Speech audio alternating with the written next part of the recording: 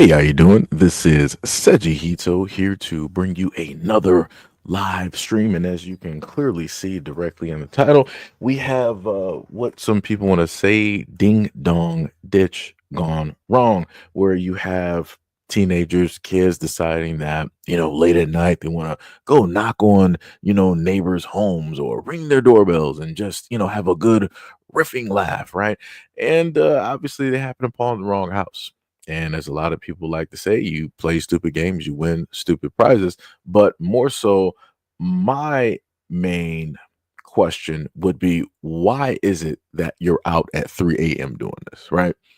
Not at a 9, 10, 11, nothing like that. It's more so way, way later. So let's take a look at this video and see what's happening. Tonight, an investigation into a weekend shooting in Spotsylvania County. The entire community is debating the details of a case where 3 teenagers accused of breaking and entering a home on Mackenzie Lane were shot at. 2 of the teens were shot, one of them a high school senior. Northern Virginia Bureau reporter Drew Wilder explains why this story is drawing so much debate. Is this the case of a homeowner defending their property legally against potential burglars? Or is this a case of a TikTok prank gone horribly wrong? Maybe it's even a little bit of both. These are the questions prosecutors here at the Spotsylvania County Courthouse are trying to answer tonight. And at the heart of all of this mystery and all of the speculation taking place on social media, a teenager is dead. And his family tells me that their lives feel shattered.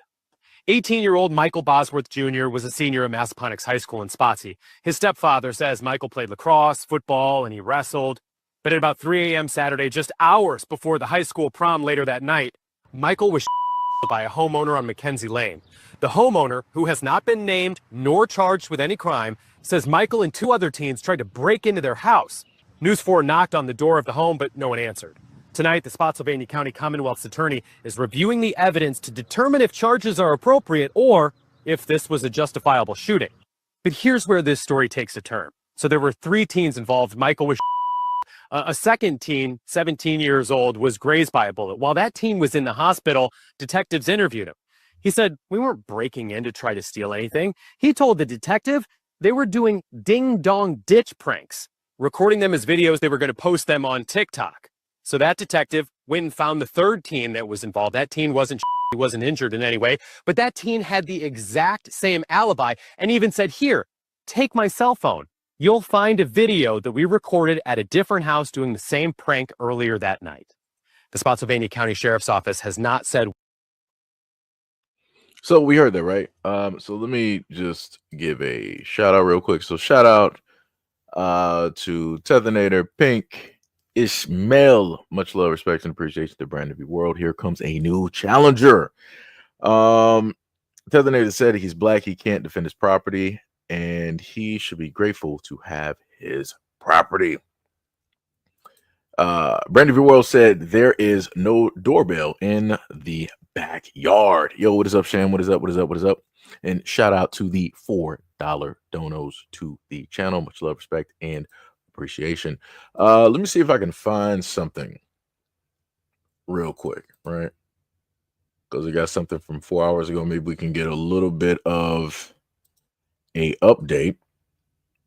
All right, one of the teens is in the hospital. The long-running game involves knocking on a person's door. I'm not sure why they got to explain it because people know what it is. They said that Butler was charged with second-degree murder, malicious wounding, and 2 counts of use of a firearm in the commission of a felony.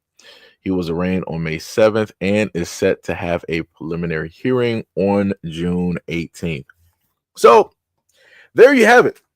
And I think they also noted that you had neighbors that were, calling, saying certain things as well, too. Because, again, this is 3. I want people to know this is at 3 a.m. in the morning. At any point in time in my life that I've ever done this, it was never at 3 a.m. I'm not out at 3 a.m. doing anything like, especially when I was in high school. If we were out at 3 a.m., we were going directly to IHOP, right? We might have been just driving around downtown Detroit somewhere, right? We might have been going to and from, friends' houses because we're up there playing video games, staying up late. Oh, let's go to 7-Eleven. Let's go to Krispy Kreme. Let's go to Coney Island. Let's just drive around. Right? We're doing stuff like that. We're not thinking like, oh, let's go to our neighbors, houses, and at 3, 4 a.m. let's start knocking, on it. 3, 4 a.m. people are asleep. Like those are hours. Grown adults are asleep. People got kids. People got work. People got mortgages. People got ain't nobody sitting up there like thinking, oh, those dastardly kids are at it again. No, this ain't the 1950s, 40s, whatever it is. Like this is not it. This is not Pleasantville. We're not dealing with Leave It to Beaver. We're not there.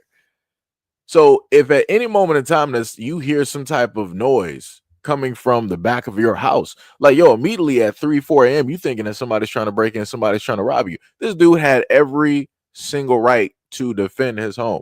Nobody told these kids to go out there at 3 to 4. Like who raised them? Who raised them? Nobody told them to go out at 3 or 4 a.m. Oh yeah, we're going to sit up there and do these pranks and TikToks. You play stupid games, you win stupid prizes. You play stupid games, you win stupid prizes. That's it. That's it. And then on top of that, again, why would you be going to somebody's back door? So that means that you had to jump the fence? You had to climb onto somebody's property instead of walking up to the front door where you could be caught on Ring doorbell footage. You went to the back. And then y'all both wanted to sit up and say, oh no, it wasn't nothing nefarious. We weren't trying to break in or nothing like that. We were just doing this stuff on that's a likely alibi. That's a very likely alibi. 3 of y'all, and then y'all all play sports as well too. So you got some stature and weight directly to. Yeah, nah, I ain't buying it. I'm not buying it. I'm not buying it at all. Not even happening. Not even happening. Like that's crazy. That is crazy. Diabolical. Crazy work. Sham said 3 a.m. is either an emergency or a robbery. Yeah, it's probably robbery. Brandon V. World said knocking on people's doors. Now he's knocking on heaven's door. That's bars. That's bars. Sham said, don't kids still have curfews? No, not if you're Caucasian. You don't got a curfew. You can just do whatever it is that you want. You can just go out there, go into people's yards. And like I said, you're young, white, 21 and free. You can just do whatever it is that you want to do. And I promise you that there's going to be people online saying that these kids did nothing wrong. It was harmless. It was, it was all a joke. And, it shouldn't have come to the, I promise you, you got people online body blocking for those kids. And like I say, you play stupid games, you win stupid prizes. Everything that you see somebody do on social media is not up for you to do. Just because it worked for that person does not mean it's necessarily going to work out for you, as we can see. As we can see. And as we proceed to give you what you need, right? Crazy work. Crazy work. Ishmael said, who does that at 4 a.m.? I don't know, because I never did. I can tell you that I've never done anything like that. Never. It was always like, some 8, 9, 10, maybe 11 o'clock, right? But of course, kids are still out, street lights, all of that, right? But like I said, I don't know what to tell you. Play stupid games, win stupid prizes. It be what it be. So instead of going out there and hoping that your kid is going to have a great prom and sending them off to college, you sending them off to heaven. It's some crazy work, diabolical in nature. It's crazy. But anyways, let's continue. You don't need to be throwing stuff. You don't need to be throwing stuff. I said don't talk to me because you're not. No, you guys need to. You are not allowed to come back. No. Okay, y'all are gonna allow her to call my 15-year-old child.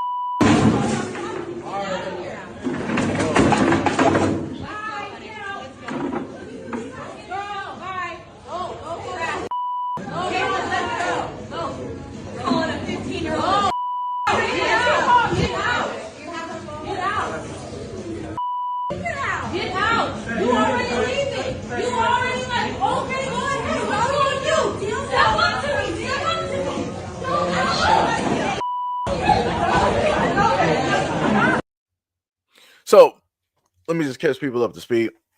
So pretty much you have this restaurant, this establishment, not sure the food that they're specifically serving. You have the family here. So you got the husband, you got the wife, and then they said that this is their 15-year-old daughter. Okay. And then you have the two workers that are in the red shirt, right? I'm guessing the tall one there with the glasses must be the manager. I'm guessing. So what inevitably ended up happening is that the 15-year-old decided that she wanted to call the black woman there directly out of her name. So then the black woman responded and said it back to the 15-year-old. And the mother wanted to sit up there and be like, oh, so you're just going to allow this woman to sit up there and call my daughter out of her name. But did you not hear your daughter say anything to the worker and call her out of her name? So you're just going to let that slide and you're going to decide to get mad? And this is when you saw the father overreacting. I just want to put let me just go back to this with these theatrics dealing with the father. Why are her hands orange? Are those gloves? Like, what's even going on? Like, were they throwing food? Hold on. Let me just get this straight. Let me nobody eats like are you savages? Who eats like this?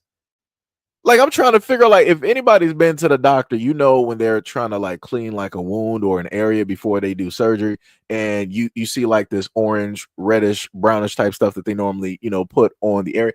That's how her hands look. I'm like, dog, what were you doing?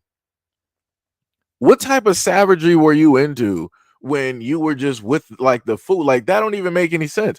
Like, I wish somebody would have recorded like the whole thing. Hopefully they got security footage, because I would love to sit up there and see this, because I really feel as though that some food was being thrown, because there's no reason that your hands look like that. Even if you're going to a seafood boilery and you're eating with your hands, usually they give you gloves, but your hands are not going to look like that. Like, that's crazy. That's the look of somebody that was just like grabbing food and just like tossing it and just throwing it, right? I didn't spot that the first time that I watched this, right? So then we sit up there, we keep looking, and then you see the father just overreacting. So I just want y'all to pay attention, right? So you basically got three women, well, four women basically having this whole thing. Well, I'm sorry, not four, three women, and then the other one is a 15-year-old, right? So you got all three of them females having this type of back and forth, all this other type of stuff. The father is the one that's sitting up here acting, throwing a tantrum. Like, that's something that you would expect. I'm irregardless on how people basically feel. That's something that you would really feel a woman would be doing. She get called directly out of her name. She about to start tearing up the joint. Like, that's just what's going to happen. We've seen it millions of times directly on social media. So it's not sexist if I decide to sit up and say it. Again, I can pull up footage if need be, right? But he starts flipping tables. And I looked through the comment section and somebody made a very good point.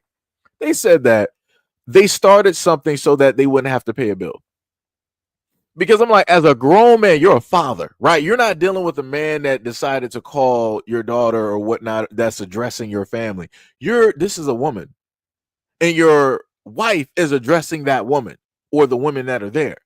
So why are you sitting up there flipping tables and doing all of this? Like I said, they're broke. They don't want to pay nothing. They don't want to pay nothing at all, because this right here, this makes no sense. Nobody swung on you. Nobody hit you. Nobody did anything to you as a man. And you're acting this emotional? And you're the father. You're the head of the house. You're the leader. So I can clearly see why it is that the wife and the daughter are acting the way that they're acting. Why their mouths are just the way that they are. That's crazy. If this is the type of leadership that you have directly in a home with women, yeah, it's no leadership. It's no leadership at all. That's crazy. That is diabolical. That is diabolical. But like I said before, and the other thing I want to sit up there and list, which is crazy to me, never at my point in time in life, if I had a 15-year-old daughter, she ain't walking out the house like that. Let me just let you know. You're not, there's no mid-drift happening. You're not about to be sitting up there wearing shorts that's coming above your knees. I don't care how that sounds. You're not doing that. We're not doing this here. We're not doing this here. That's a whole problem directly within itself. But like I said before, you're dealing with Latins, so they got a whole different culture in how it is that they tend to manage their kids, let them dress and all this other type of stuff. Like I said, there's a multitude of things basically wrong. I'm just going to sit up there and say multitude of things wrong. But you know, like I said before, this is how people want to sit up there and get down. How people want to sit up there and get down. Hopefully, some charges get pressed on the people there, because after everything was said and done, we can clearly see, I'm guessing, who was the manager going directly to the door. And who do we see directly in the doorway antagonizing and running her mouth when the parents are walking away? We see the 15-year-old. I believe every single thing that the worker stated. If your 15-year-old, quote unquote, is at the door trying to antagonize, trying to rah with a grown woman, yeah, the workers did every single thing and more that they said that 15-year-old did. I fully 100% believe it. None of those workers lie. I'm 100% behind the workers, because that's crazy. And then let me show you how more emotional this gets, right? So then, as the workers going to the door, right, because the 15-year-old is talking mess. So you see the 15-year-old, she moved over to the right. So she's talking directly to the mother that is in the front. And then by the door, the reason that the door keeps opening and closing from the outside, that's the father hitting the worker with the door. Again, this is something that you would expect a woman to do, being emotional. You have a man doing this. This is what a leader does not do this. An actual man does not do this. Especially, you're not going to do this to a woman like that. That just makes no sense.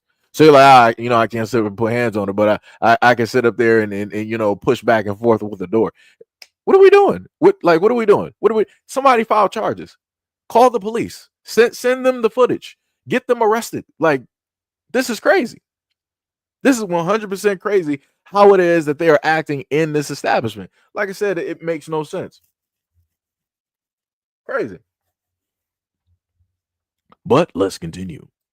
That Mr. Robinson is a serial and sick rapist that must be stopped. Attorney John Harris revealing the accusations against Motown legend Smoky Robinson. I will not describe the details of the sexual assaults and rapes because they're too graphic and disturbing for this news conference. All four of Robinson's alleged victims have chosen to remain unnamed and are referred to as Jane Doe in the complaint. Our four clients have a common thread. They're Hispanic women who were employed as housekeepers by the Robinsons, earning below minimum wage. The accusations against the music legend include sexual assault, sexual battery, false imprisonment, gender violence, and creating a hostile work environment. We're seeking damages of $50 million. The complaint also claiming one of the Jane Does was first sexually assaulted in 2007 and that these acts continued until she resigned in 2024. According to the complaint, Robinson's former housekeeper claims in the lawsuit that she was sexually assaulted not even 2 months after she started cleaning the couple's Los Angeles mansion. Another Jane Doe claims Robinson started sexually assaulting her in 2016, claiming when she was home alone with the singer at his Los Angeles mansion, he would text her and ask her to meet at places in the house that didn't have cameras. The woman alleges he would then sexually assault her. We do have evidence of some of the misconduct. The complaint says the former employees didn't speak out or go to police because they were afraid of losing their livelihood, familial reprisal, and the possible adverse effect on their immigration status. And having to tell their husband and children of these despicable acts against them left them overwhelmed with shame and embarrassment. Robinson's wife, Frances, also named in the lawsuit, accused of creating a hostile work environment and being aware of what was alleged and not doing anything to stop it. These four courageous women want and demand justice for themselves, and the filing of this lawsuit is the first step. The complaint also accuses the Robinsons of not paying proper wages. And we reached out to Robinson's record label about these allegations. We're still waiting to hear back. So I had to relist that because I'm like, it's just a bit crazy. And I wanted to say a little bit more directly on this. This further goes into the aspect of where people say that they will make sure, the system will make sure that black men will, if they get to a certain amount of wealth or I guess you could say prestige or whatever it is, that they will make sure that they will leave with an asterisk next to their name. That they will make sure that no black man out here that makes it up to a certain point will not be able to leave with a clean slate somehow, some way. And this is you clearly looking at that at this moment in time. And the craziest part is he has, from what I'm at least able to assess, his wife is Hispanic, Latin, right? And then you have these Hispanic women deciding that they want to all, we're going to come together, fight for, ourselves and, get $50 million directly out of it. That don't make no sense. So you, like I said before in the video, so you mean to tell me that y'all let this happen for about close to 20 years? You've been driving from your home, leaving your family and your kids, driving from your home, going to his place, quote unquote working, but also getting targeted at the same time, leaving from that place and then going back home and doing it every single day for 6 days for almost 20 years. And then you want to turn around and sit up there and say, enough is enough. I'm going to sit up there and sue you. I want people, like I said before, I want people to pay attention. They're going for a lawsuit, $50 million. They're not going to try to put this dude away in prison for life. I want people to understand,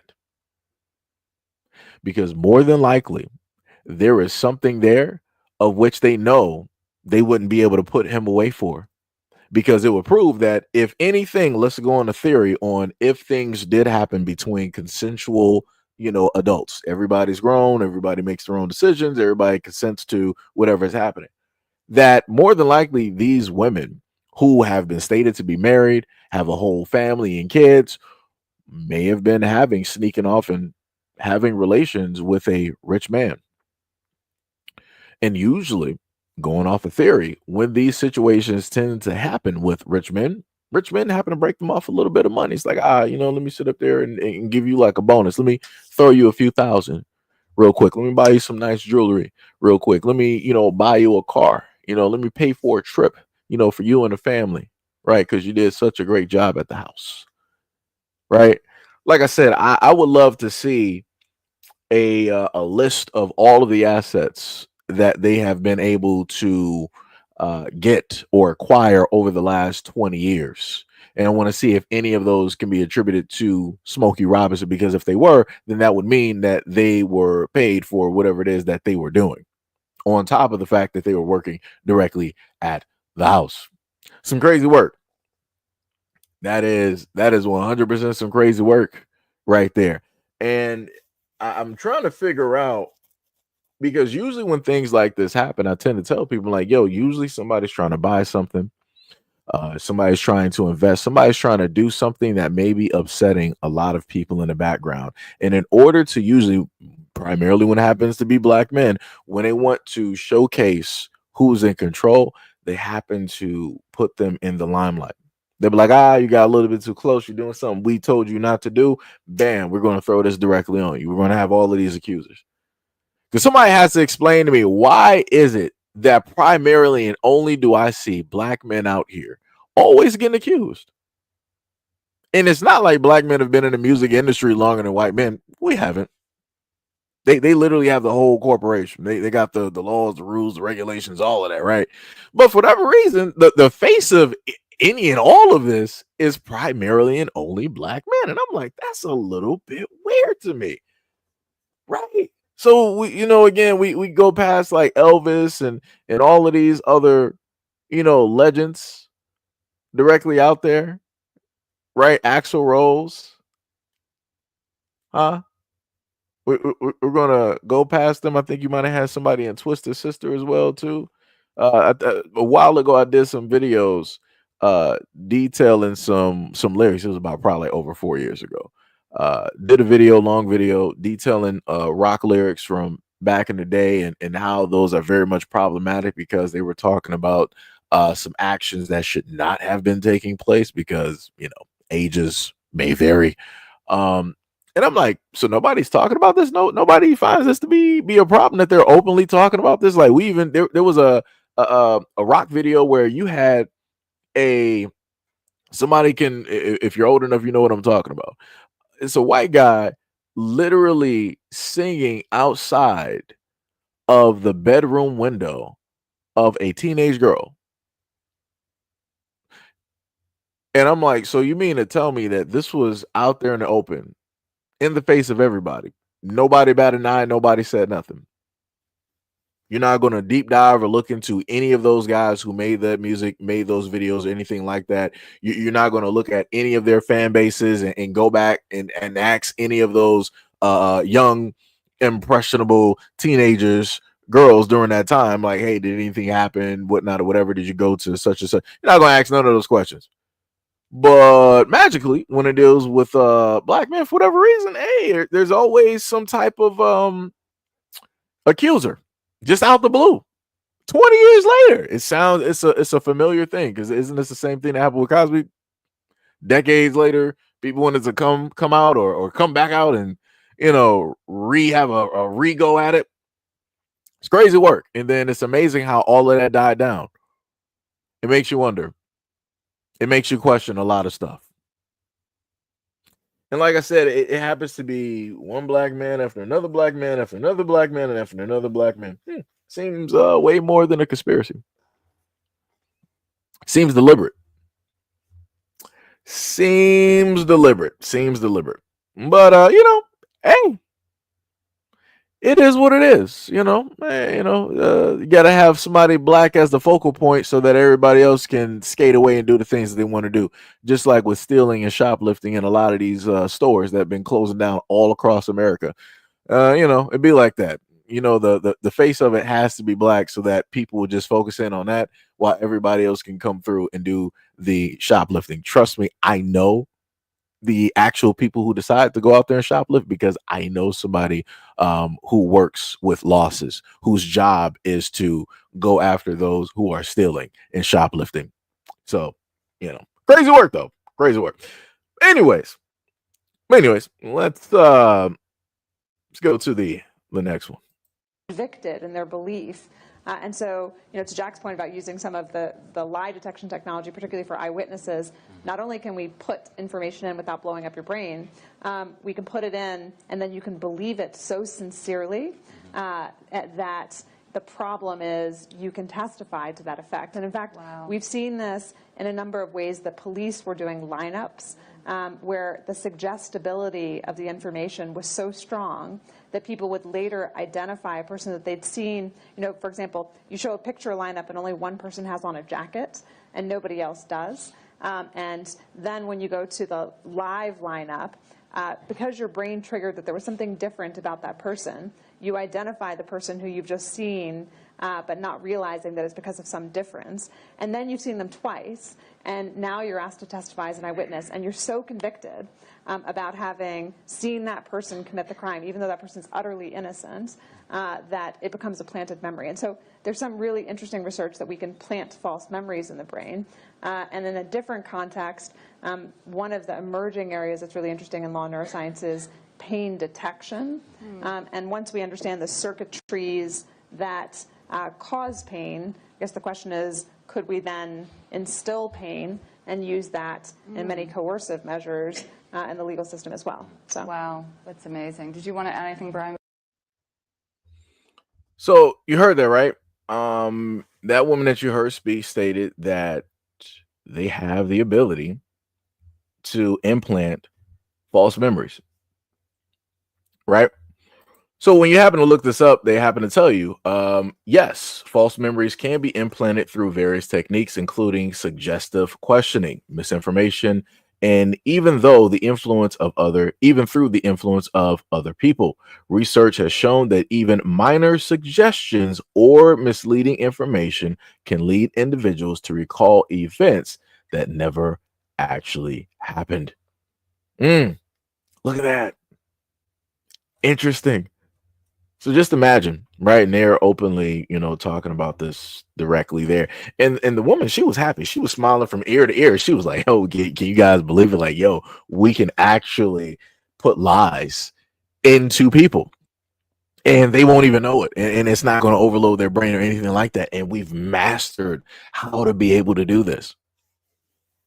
So when I sit up there and tell people that psychological warfare and all of these things are real, and it is happening, I mean just that. Literally every single day, stuff like that is happening, but people tend not to pay attention. wanna actually, learn about some stuff. People just think that everything is everything, and I'm like, nah, it's not.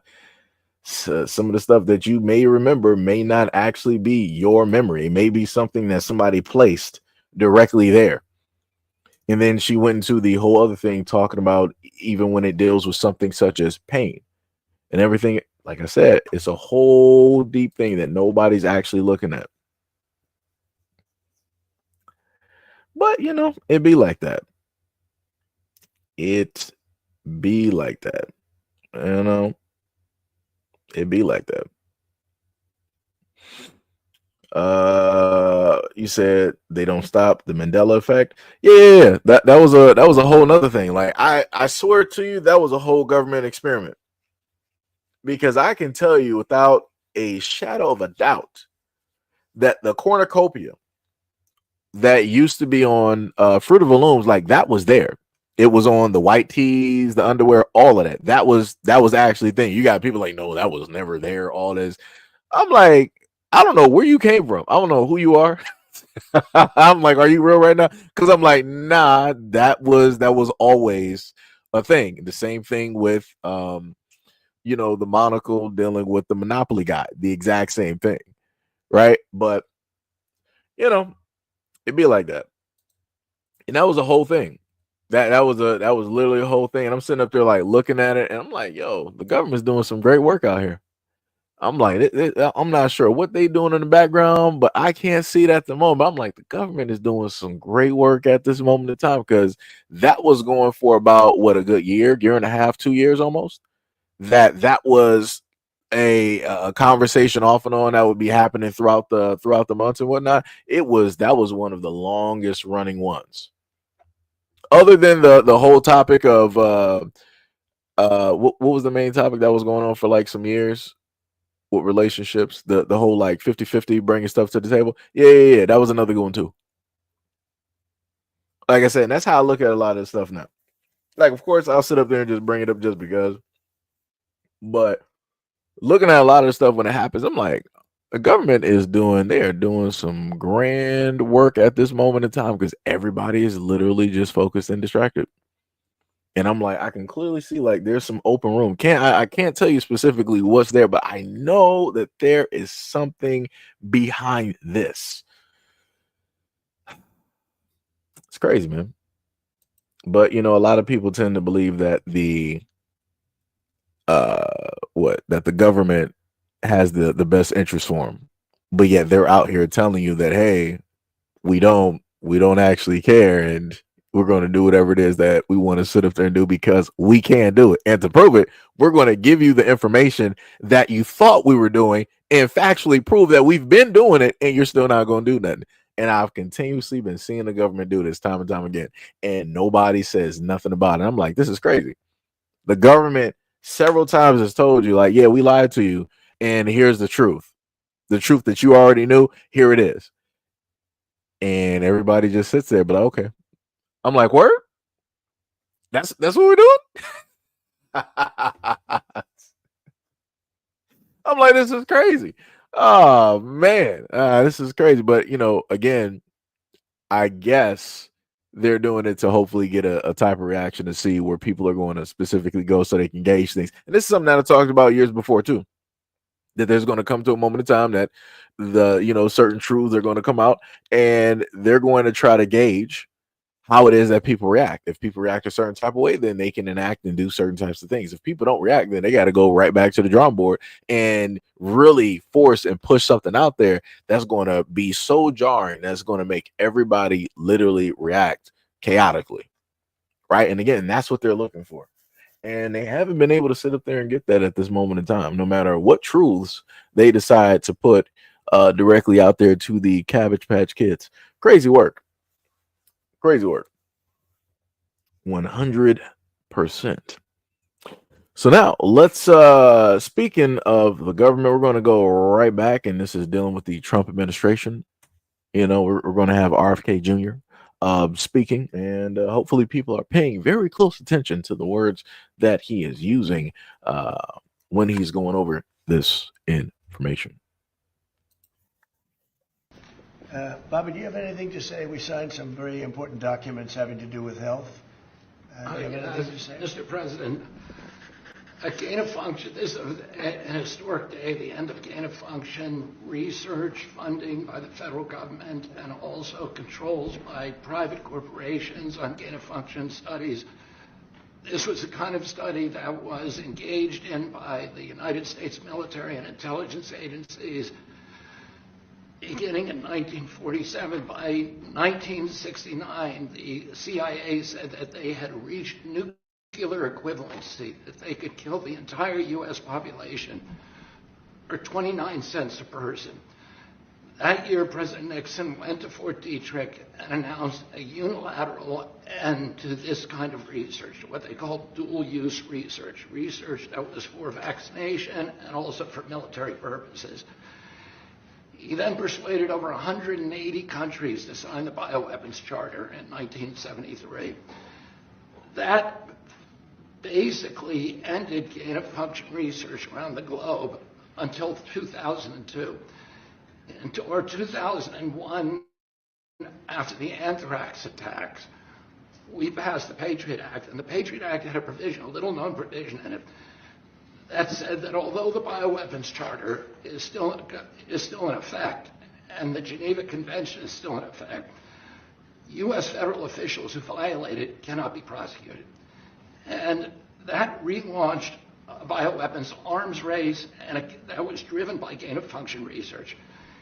In 2014, 3 of those bugs escaped from U.S. labs, and President Obama declared a moratorium on future use, and instead a lot of that research was moved offshore to the Wuhan lab. We have an world so that China's engaged in it, developing all kinds of weapons using AI and CRISPR technologies that are really devastating. Russia is deeply engaged in it, Iran and many other countries. It's a kind of weapon that always has blowback. There's always bad news. And the justification for this kind of weaponry was, and these kind of research, was always that we have to do this to develop vaccines to counter a future pandemic. In all of the history of gain-of-function research, we can't point to a single good thing that's come from it. And today I commend President Trump for his courage and his vision in ending U.S. bioweapons research. And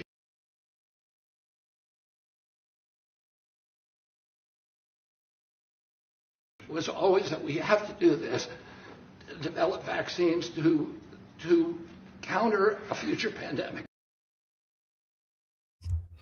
And I'm just going to stop it right there. So over the course, over the years that I've specifically made sure to try to bring you guys videos, no matter, what takes place, right?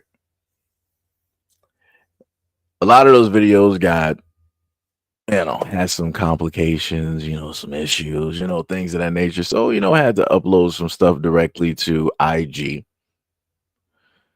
And one of the videos that I gave to you guys was the fact that BBC did a report, and they were saying how it is that scientists right now are working on / making vaccines for disease X.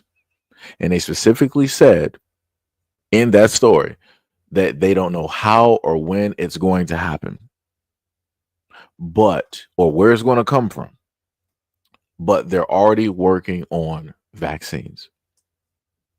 And the question that I always bring up to people is, how is it possible that you are preparing for an unknown? You don't know if it's coming from north, south, east, or west. You don't know if it's coming from the water, if it's coming from space, if it's coming from a volcano, if it's coming from a chimp. You don't know where it's coming from, but you're going to make sure that you already got something prepared and ready for it. How? That don't make any sense. How are you sitting up there preparing for an unknown future? And you're telling people as a definite that, yeah, disease X is out there. How do you know that? How? And I'm like, and I keep trying to tell. I'm like, so all of these people, these are the people that you trust, like who, the government, all this other type of stuff. These are the people that y'all trust. These are the people that y'all, solely, fully, 100% believe in and take every single word directly in. And I also brought y'all a video back from during the days of when Obama was, speaking, and he was talking about that, another, pandemic. I brought you another, video here and there where Falsey was talking about another pandemic. And I'm like, nobody's paying attention. Nobody's listening to anything that is completely being said directly in front of them. Everybody just twiddling their thumbs, playing tiddlywinks. Like that's what we're doing out here. And they're actively telling you stuff in front of your face, and you're still not paying attention. Like I said, I'm going to reiterate what I've said before. The moment in time that these test runs that they're doing goes through whatever final phase that it needs to go through, and they actually drop what's supposed to be dropped, whatever happens basically happens. I don't want people to be surprised or shocked. I don't want to see people out here crying and doing this and doing that and woe is me. It's like you've been warned for a very long time. And you got social media. You watch mainstream media. At least you should be watching it. And they literally go out here and they tell you. They literally go out here and they tell you what it is, what is going to happen, what is going to come. They tell you in front of your face and you have no reaction. You're not even trying to side eye it. You're just like, okay, whatever. The Democrats, right? That's what a lot of people want to sit up there and just do. But again, I just want to know this is the Republican Party stating this. This is a Republican-run government at this moment in time. Trump was clearly there signing something. And you got this guy up here telling you. All right. Like I said, I'll be the crazy one. I will happily be the crazy one. I will happily be the crazy one since people are not going to pay attention. I'll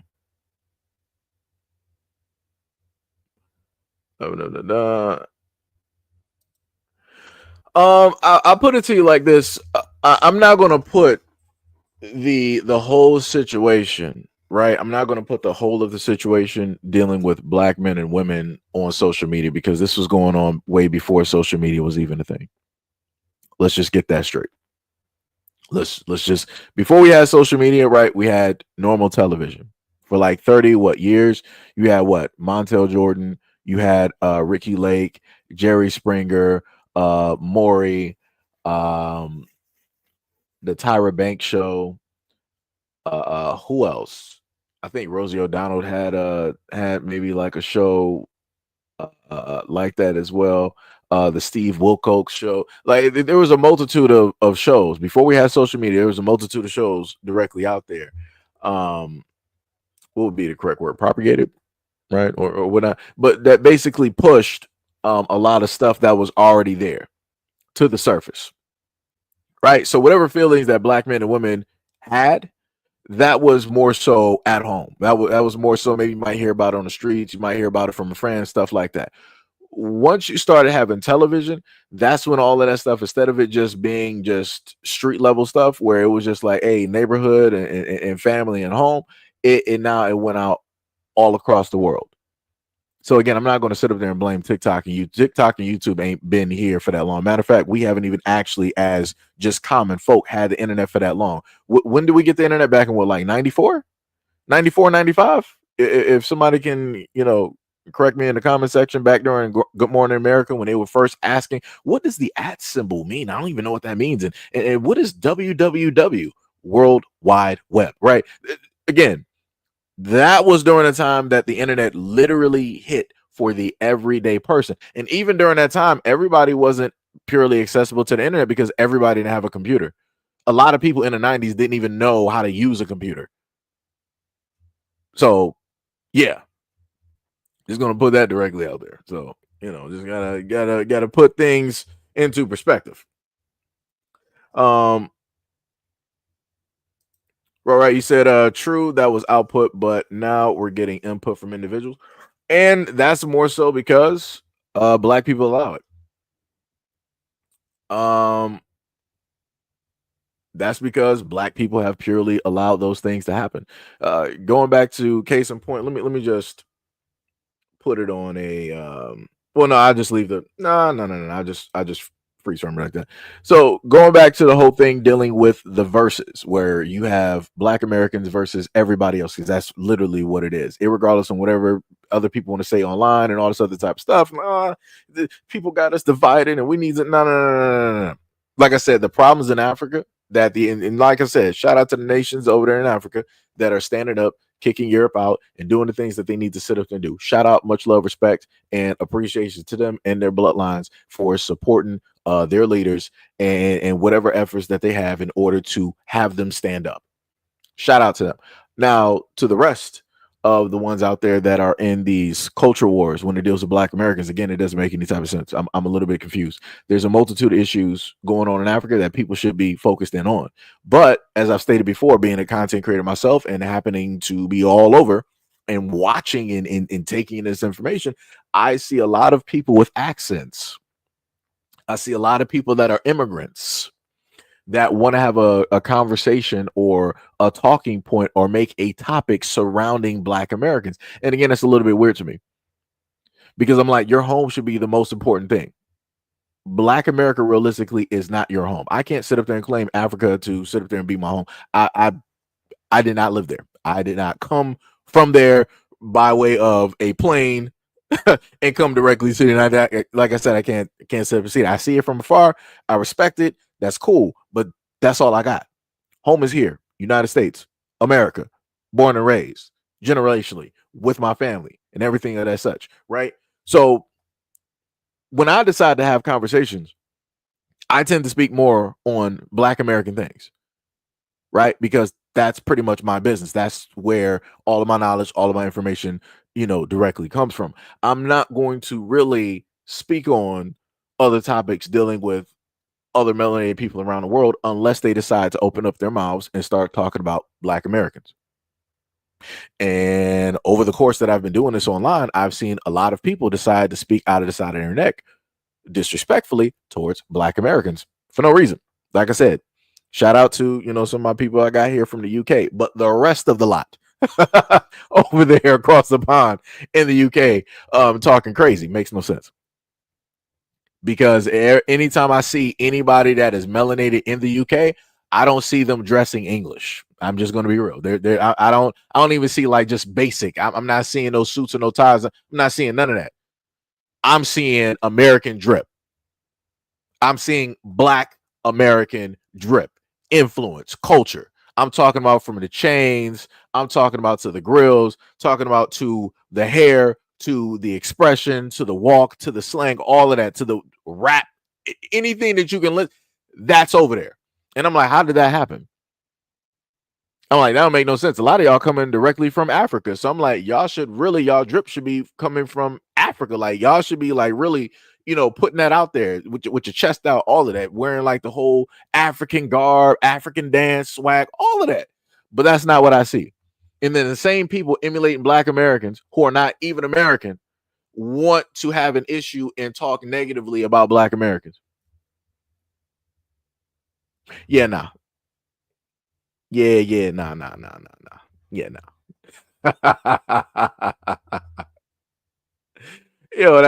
That is diabolical. That is diabolical. Diabolical. You said it was 92 or April 1993. Okay, yeah. Okay, yeah. So basically early 90s, that's when we pretty much first got the internet. Yo, DSA1, what is up? Much love, respect, and appreciation. You also said you forgot the cell phone. I mean, no, I didn't let put the cell phone directly up there because nobody's, there's no type of like group calls. Like when you think about like a Zoom call or a call using Cisco, right? You got about like 20 people directly in there. We didn't have that. That wasn't a thing, right? the main thing that people had during the time was like a three-way, right? Where you could sit up and call one person and hook up the line. That was the coldest thing right there, right? But then later on, that's when you started having party lines and you know, and different stuff like that, where you could literally have a multitude of people literally talking at the same time. Or even if you didn't have that during a moment of time, if your phone lines were crossed, and like I said, a lot of younger generation don't know nothing about that because they weren't on landlines, right? If you're on a landline, even a wireless landline phone, if your lines were crossed in a certain way, and this would happen to me pretty often, you could pick up the phone. And once you allow the tone, when you so when you pick up the phone, unlike cell phones, you would hear a tone, right? Which means that, okay, it's clear, you can sit up there and call. After that tone disappears, right, and the phone just goes silent, if you stay there long enough and your lines are crossed, you can actually hear conversations from other people.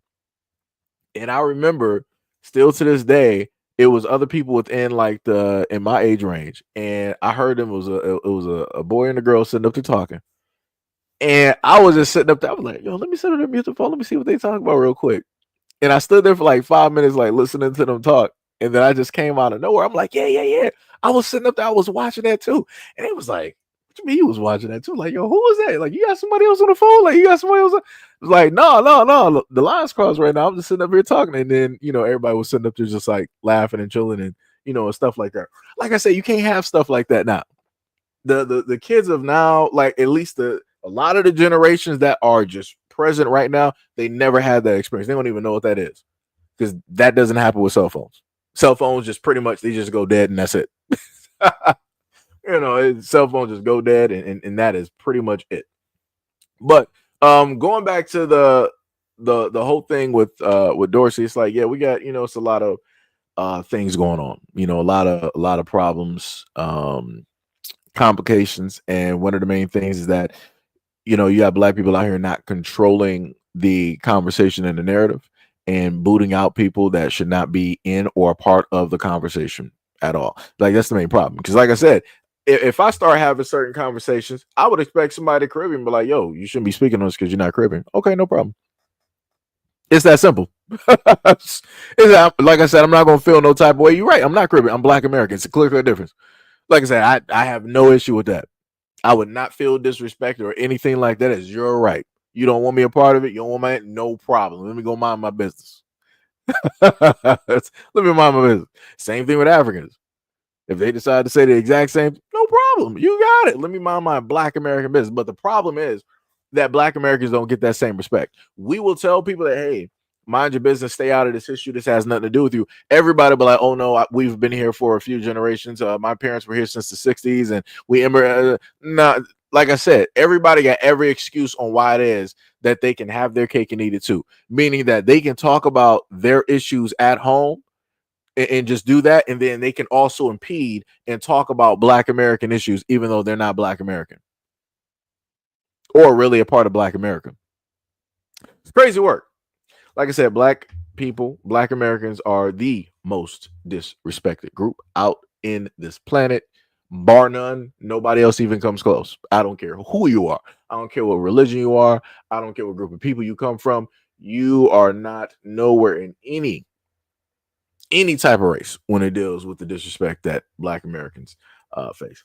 But yeah, like I said before, going back to this whole thing here, people gotta be paying attention to, you know, what's being said. And then on top of that, going back to the thing with Trump and, you know, and what Junior said, they were talking about the fact that CRISPR technology, I've mentioned CRISPR technology on this platform before here and there, you know, gene editing and all of that great stuff. I also, because I couldn't put it up here, I brought up a clip from a 007 movie that I saw, and they within there talked about, in a sense, CRISPR tech or gene editing tech that was used or devised in order to weaponize a bio agent that could literally annihilate an ethnicity. Because before they made it, if you go to my IG, you might have to go through quite a few of the videos, but you'll happen to find it. So basically in that 007 movie, and I think what the last one, the very last one, where Daniel Craig is pretty much gone. Spoiler alert, just in case nobody saw that old film, right? In that film, they talk about the fact that this, I guess they called it like a Trojan horse. I forgot what it was, but they had this agent that somebody made specifically to target families. They can program it. It can lay dormant. You can spray it, right? It can be put directly into a spray because they showcased like this club. Everybody was dancing. So everybody was infected, but it was dormant because it's only going to be triggered by a specific gene code. And once that gene code was there, it triggered and it automatically took that person out. So the whole main thing for that was for if they needed to go after a target, but they did not want a whole bunch of casualties, that's what they would do. But Q or somebody else basically stated that this is so dangerous because somebody can literally reprogram this to go after an ethnicity. Like you could wipe out a whole race. So yeah. So they had to go through the whole process of finding the laboratory of where this was getting created and basically take that out along with the information and stuff of that nature. So like I said, they put stuff directly in front of you in mainstream media, but people tend not to pay attention. People tend not to pay attention when these things are placed directly in front of people.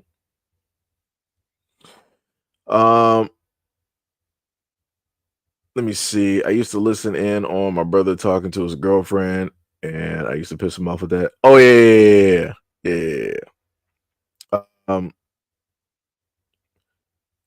Let me see. Yeah, I don't know what you're getting mad at me for. Let me just put this to another frame. For Jason, I don't know what you're getting mad at me for. Like I said, I'm stating what it is, and I'm stating 10 toes down. The exact same way that other people can state what it is that they state. Matter of fact, I got you. There's a video up there. Let me see if I can actually get this real quick, because it's crazy when people got certain issues. When I bring up stuff. Let me see if this is the video. Did she cut? Let me see. Okay, so yeah.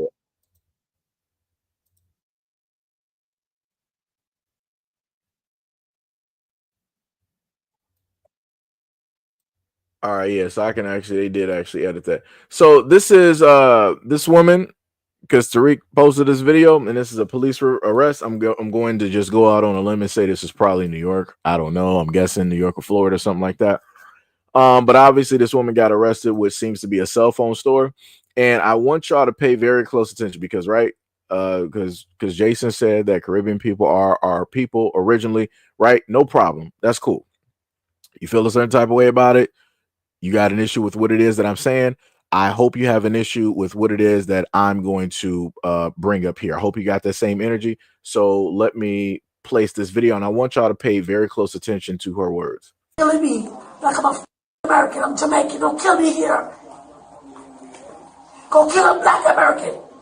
I'm don't kill me here. No one's gonna get hurt. You're good. Okay. So let me record that. Let me just repeat that one more time, so everybody can hear this, right? Because clearly I'm just trying to make sure I'm cleaning out my ears right now, because I could have sworn that this Jamaican woman said that she is Jamaican American, and she said that she is not Black American, and she said, don't go out here trying to kill me like I'm a Black American. So let me just repeat that again. Let me just go over this again. For not killing me like I'm a American. I'm Jamaican. Don't kill me here. Go kill a black American. Ooh, go kill a black Don't American. kill me here. No one's gonna get hurt. You're good. Okay. Woo! And she said that to what color are those officers? I can't see from here. Maybe my glasses are a little bit dusty. Maybe my glasses, but I know my hearing's not. She clearly said that she showed you the difference. She's like, I'm Jamaican American, not Black American. And she specifically told those officers to basically leave her alone and to go out there and take the life of a Black American. So this is why I ain't trying to hear nothing from nobody.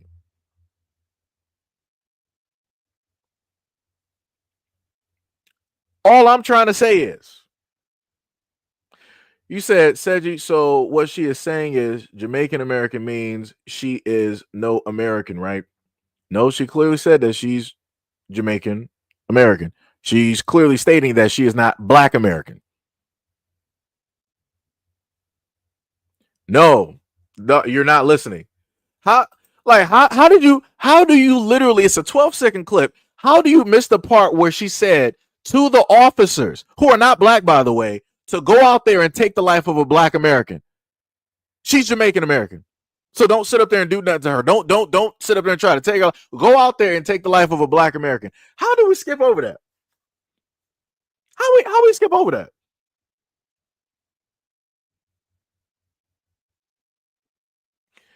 You are skipping over. You are. I'm not sure if you're delayed or what's going on your end from the mobile device that you're using. I am very specific on what it is that I'm looking at and listening to. Jamaican woman clearly told officers who are not black to go out there and take the life of Black Americans.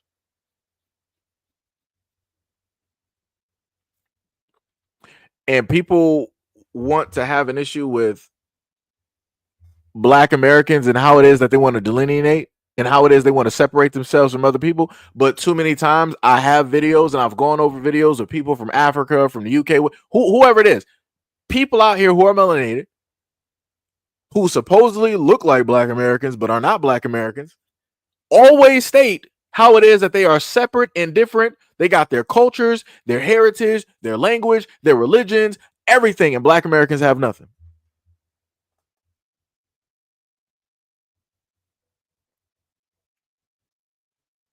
This is some crazy work.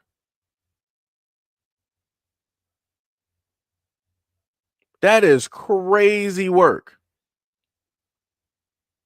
Crazy work. And like I said, this is what I be talking about. I would never in my life, if I ever got arrested, I would never talk about somebody Caribbean like this. I would never talk about somebody African like this. I would never do this type of nonsense. But this always happens when it deals with Black Americans. Everybody always wants to disrespect Black Americans. And like I said before, the only reason that she's here is because of Black Americans. Bar none, those are just facts. I ain't even arguing it. Like I said, anybody that is melanated, the only reason that you're in America is because we made it comfortable. We made it possible. We made it palatable for you to be here. That's some crazy work.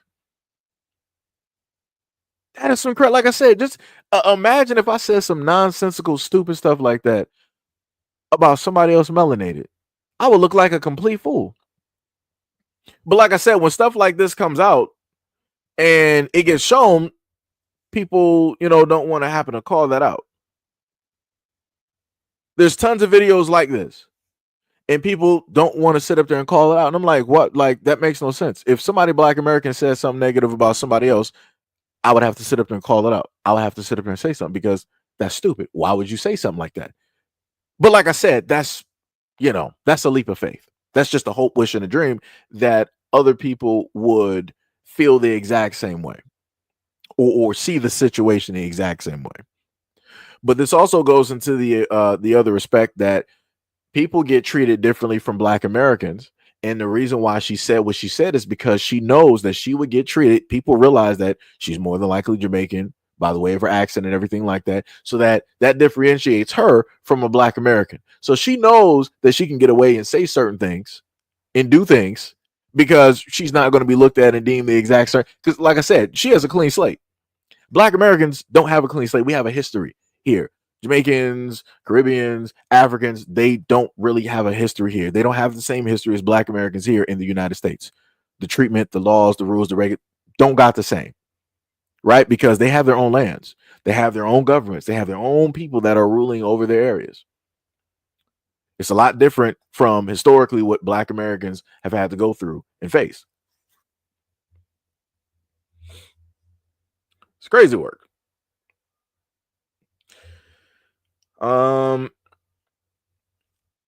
Let me see. Got some random person talking about some grow up. I don't even know what that person's even talking about. Not even talking about an actual topic, just saying some stuff in the comment section. Crazy work. Yo, what is up, Tippy? What is up? What is up? What is up? Technically, Tippy, you didn't miss nothing much. Went over the main video topic, well, the start video topic, which was a black male that was at home, and at 3 a.m. you had these. I'm just gonna put it like everybody else normally likes to put it. You had three Caucasian thugs that decided to come to his back door and cause a ruckus, and the black homeowner didn't know what was going on, and he decided to, defend himself and his home. And somebody played stupid games, won stupid prizes, and somebody was maimed, a few were maimed, barely injured, and one is now seeing the upper room at this moment in time. And the black man is going to get prosecuted for murder, even though he was defending himself in his home at 3 a.m. because nobody should have been in his backyard. But it'd be like that. It's crazy work. Then we had the other video where you had a Latin family directly out there, causing a ruckus, flipping over tables and chairs, and attacking employees.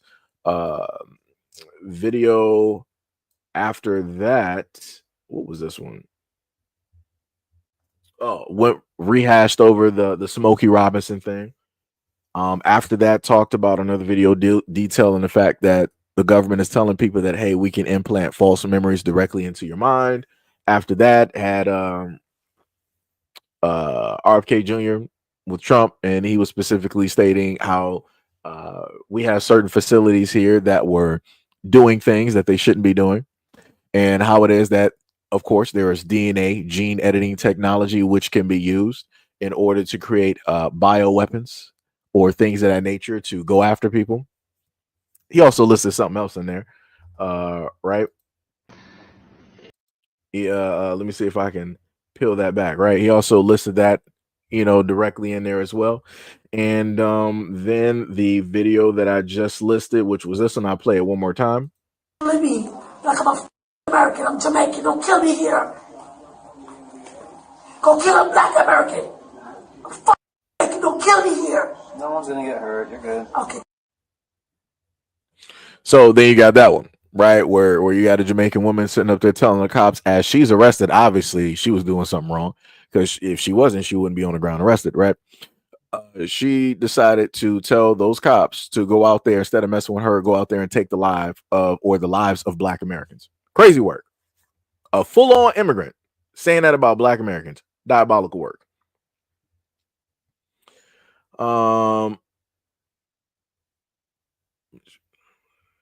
What's this, everything? I don't know who's writing that. Yeah, what's up, Gail? What's up, Gail? Oh, so we just got clown. I see some clown work just sitting directly in the comment section. No problem. You can just stay there. Gail said, "Yo, what's up?" To Seji in chat. Since they're so different, why they refrain from protesting just because black Americans did? The Caribbean/African origins will save them. Yeah, that's true. That's true.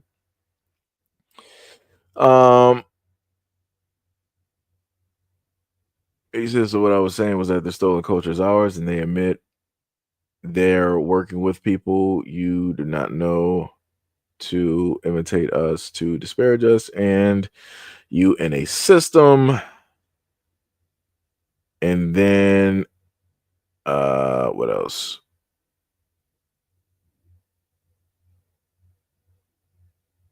What else we got? All right, so but all know in America, black people aren't allowed to defend themselves without consequences. That's only reserved for the sundowner. Yes, correct. That's true. That's true. Let me see. Tippy said, "Go back to Jamaican." And yeah, 100%. You said that's a diabolical work. Yeah. Dorsey said the English flag is called the Union Jack. Yeah. If you've noticed, its lines go across in every direction. That's an agreement to plunder and steal from the whole world. The word Jack means robbery. Union Jack. It's cold-blooded. Cold-blooded. Sham said when she need help, she's going to be crying to the black community. That's the only community that she can sit up there and cry to. Because Jamaica's not going to send some type of representative to try to help her out or whatnot or whatever. They're not doing that. Africa, in certain instances, will do that, depending on the nation, depending on the area where the people are. They'll do that. Because I've seen that before. I've covered it when it dealt with China and how Africans were being treated over there in China, and they literally sent an African representative to go speak on behalf of those people and the treatment that they are suffering with, right? To do that whole diplomacy thing. Jamaica's not doing that. let's just be real. Jamaica's not doing it. Like I said, for me, I don't really have a problem with people. I only have a problem when people have a problem with Black Americans. That's the only time that you're going to just so happen to hear my mouth. Other than that, I get along with people. I don't have no problem, don't have no issue up until people let me know that there's a problem and I didn't know that there was one. So now we all got a problem. And that's what it's going to be. So here we are, face to face, together with silver spoons. So next we got what did Gail say? If they're so into gene splicing, why can't they improve their own advanced aging, weak bones, and aversion to the sun? I don't know what to tell you. Don't know what to tell you. Yo, Carl, what is up? What is up? You said that's this Jamaican woman would say something like that, but let something happen again, she'll beg the Black Americans to come to her rescue. No, they got a lot of Jamaicans up there in New York. I'm guessing this is New York. I'm just guessing. You know, it could be Florida, I don't know. But wherever she's at, I'm pretty sure they got a nice Jamaican population. The Jamaicans can pull up for her. They got that. They got that. Yo, what's up, Ty? What is up? What is up? What is up? Ty was like, what did I miss? I just rehashed. Lord, you missed everything, brother. You missed everything, brother. Let me tell you, we got stuff dealing with the government, gene splicing, chemicals. You got things dealing with mind manipulation, you know, psychological warfare. Other things dealing with people want to wreck restaurants when they can't monitor the kids, you know, things of that sort. You know, Black people trying to defend their homes from Caucanite thugs, and you know, somebody ended up losing their life. It wasn't a Black homeowner though, but you know, and now the Black homeowner is going to, you know, get charged. Crazy work, diabolical in nature, 100%. Next we do have another video. Now this is, I wanted to highlight this. Oh, it's not gonna pull up. Location. Okay. So this is a video that I wanted to highlight due to the fact of that a lot of white people don't seem to understand or get the problems or the issues when it deals with the police and different things like that. So, you know, I just wanted to highlight that way. Let me see something. Hold on. Where was the other video? Didn't I do this? Okay, so I didn't do that other video. Gotta be kidding me. So I'm gonna actually have to do that while you guys watch this video. So I'm gonna let this video basically fully play through. So the white folks in the background, I'm just going to let y'all know this, what you see here is going to happen to you way more often because you allowed it to happen to the past, in the past to Black people. You allow it to happen currently, and you're going to allow it to happen in the future. So what you see here is going to be just a little bit of taste of what is going to happen over time by way of your own police and your military and your government when it deals with you just simply walking the streets. Any specific location? Okay. Is this your son? Yes. All right. Hey, what's your name? You be telling me name. No. All right, what's your name, sir? Johnny. Johnny. All right. All right, Johnny, where you coming from?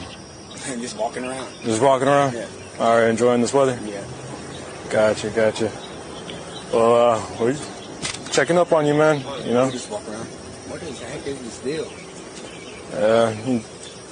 Found it a little bit suspicious, you know? So, what? just walking around. Walking around is a little bit suspicious? I mean,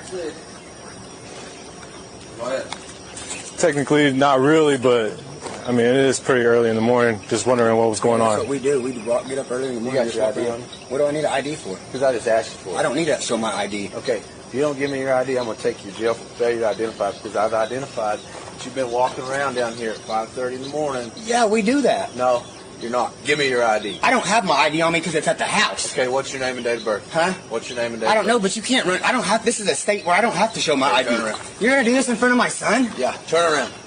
Are you serious? Yeah, turn This around. is my son. Let me bring my son home first. No, turn around now. Bro, you need to... Here, let me videotape this real quick. I want this on video. What are you doing to my son? Bro, this is fucked up. Son, it's okay? It's good. Bro, I promise you're gonna pay for this. You think? Yeah, I promise you that.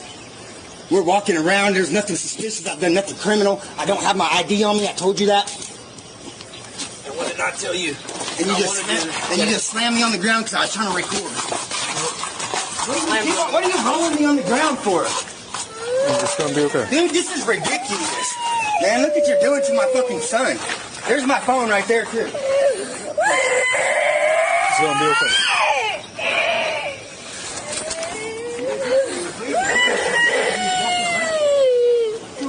It's gonna be okay. Hey, buddy. He's just gonna find out who he is, all right? And then, John Sexton. So we were able to see that, right? And I think the man stated, or maybe in the article it was stated, that the young boy was autistic, so he's on the spectrum. So this is why you don't see him conveying or actually talking, because normally whenever interactions happen like this and kids are there, they're talking, like they're speaking up, they're saying this and they're saying that. And then you had these white officers come directly up on this man, and he asked him, like, so it's suspicious for me out here walking with my son in the morning? And the cop couldn't even give him nothing. He was like, well, it literally 2 days passed by before he gave a response. And this is when the other one offers some roids. This says, give me your ID. Show me your identification. Why don't you have your identification? Well, because I can't identify you. I'm going to sit up there and put you under arrest for obstruction and this. Dog, what are you doing? What are you doing? But like I said, logically, I can sit up there and say that this was 100% wrong. That there was no need for this to happen. But the other side of me, where I've continuously seen this happen to black people and white people tend not to care. Realistically, and y'all keep allowing the cops to go out here and do these exact same things, I get to the point where I'm like, I don't care. It'd be like that. At the end of the day, a father's still going to get to see his son. There were a lot of fathers that had police interactions like this over simple things like this, and they didn't get a chance to see their sons. They didn't get a chance to see their girlfriends or their wife or their unborn child or their families. They didn't get a chance to do any of that. So, like I said, it is what it is. He's still around. He's still going to be able to raise and see his son. Crazy. Well, let's continue. Tells me it was a morning like most others. He was just taking a walk with his son early around 6 a.m. Everything abruptly changed. He was detained. I have the officers' documents right here over what they say happened. They said it was suspicious. OSBI is now investigating over whether or not that was true, over whether this was justified. But Sexton says what he knows for sure is that his son hasn't been the same since. Hey, how you doing today? You're watching body cam video from a Watonga police officer who stopped this man, John Sexton, and his son in the early morning of July 4th. All right, what's your name, sir? Johnny. It all started after officers say they saw the pair leaving an alleyway. Found it a little bit suspicious, so just walking around. Walking around is a little bit suspicious? I mean, technically not really, but I mean, it is pretty early in the morning. It was just before 6 a.m., around when Sexton says he and his son, who lives with autism, typically walk outside. You've been walking around down here at 5:30 in the morning. Yeah, we do that. No, you're not. Give me your ID. When Sexton didn't give the officer his ID, I'm going to take you to jail for failure to identify. But Sexton says it wasn't on him. Give me your ID. I don't have my ID on me because it's at the house. The situation escalated all the way to this. I want this on video. What are you doing to my bro? This is up. All while Sexton's son watched and wailed. The officer then brings Sexton to his patrol car. Shut up and listen just a minute. We had reasonable enough suspicion to identify you. And what was I being detained for? Criminal, we don't know what's going on, but we can call it criminal activity. But he's eventually let go. Sexton says his son has not been the same since. He's been a cop for Halloween for the last 2 years. That's what he's been wanting to be when he grows up. That's what he says, and now he's scared of him. I do have the names of the officers that were involved in this incident, but we aren't releasing them right now because they haven't been formally charged with anything. I also reached out to Watonga Police. I did speak on the phone with the police chief, and she said no comment in relation to this incident here. So you heard that, right? So the father got released because there was no reason for them originally to put him in handcuffs to detain him for simply walking with his autistic son.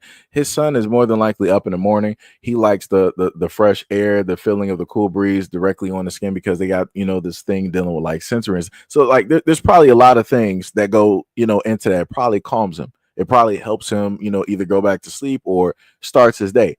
A father was just simply doing what it is that a father would do, spend time with his kids. But, you know, obviously, I guess you can't. Because I'm for sure I'm not going to believe that somebody called the police directly on him. I'm not believing that. I'm not believing that at all. It just looks as though that the cops were bored and they wanted somebody to try to mess with. They couldn't find nobody black, you know, during the time or in the area. So they decided to go after this father and son, and they wanted to try to act as though that it was just suspicious when there was nothing suspicious about it. But like I said before, to the white folks directly out there, y'all allow this type of nonsense to go on because you never hold cops accountable. And I tell y'all time and time again that the things that you've been allowing to happen to the black community, the things that you have been seeing, the things that y'all been sitting up there laughing about, gleeing about, all that other type of stuff, oh yeah, it's going to sit up there and hit y'all like a ton of bricks. The dragons are going to come right back and they're going to start frying all of y'all. They're going to burn down your houses. Everything is going to be looking like Pompeii. They're going to turn y'all into Medusa stone statues. That's what's going to be happening. And I promise you, let any one of y'all look back at me and say, what are we going to do? And I'm going to tell you, I'm not doing nothing because this don't got nothing to do with me. Because the moment in time that you've been seeing black families been torn apart by this type of nonsense happening, y'all ain't care. Y'all ain't do nothing. Y'all ain't make sure to stop those guys from being police. Y'all just make sure that, oh, we're going to make sure that this person gets off. They're going to have a paid vacation because they did such a good job. No problem. And the moment in time that this starts happening to y'all in droves, you're going to start hearing me say back the blue. I kid you not. I'm going to give you the exact same energy that you've been giving the black community for all these many decades. Whenever you see one of our kids being gone, whenever you see one of our sisters, our mothers, our aunts, grandmothers, our fathers, our uncles, our brothers, our stepbrothers, our friends, our co-workers, whenever y'all see that happen and y'all just be online just cheering about it, making memes, doing this and doing that, and y'all be saying back to blue all the time, blue lives matter, I'm going to be saying the same things. Matter of fact, I might just sit up there and make that into new episodes on this channel. I'll sit up there and put the camera directly up. And anytime I happen to talk about a story where the police did something to y'all, you're going to sit up there and see me with a Blue Lives Matter t-shirt.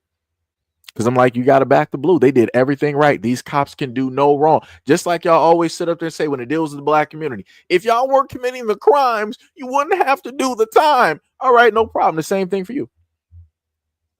Maybe if you wasn't out here methed out, OD'd out,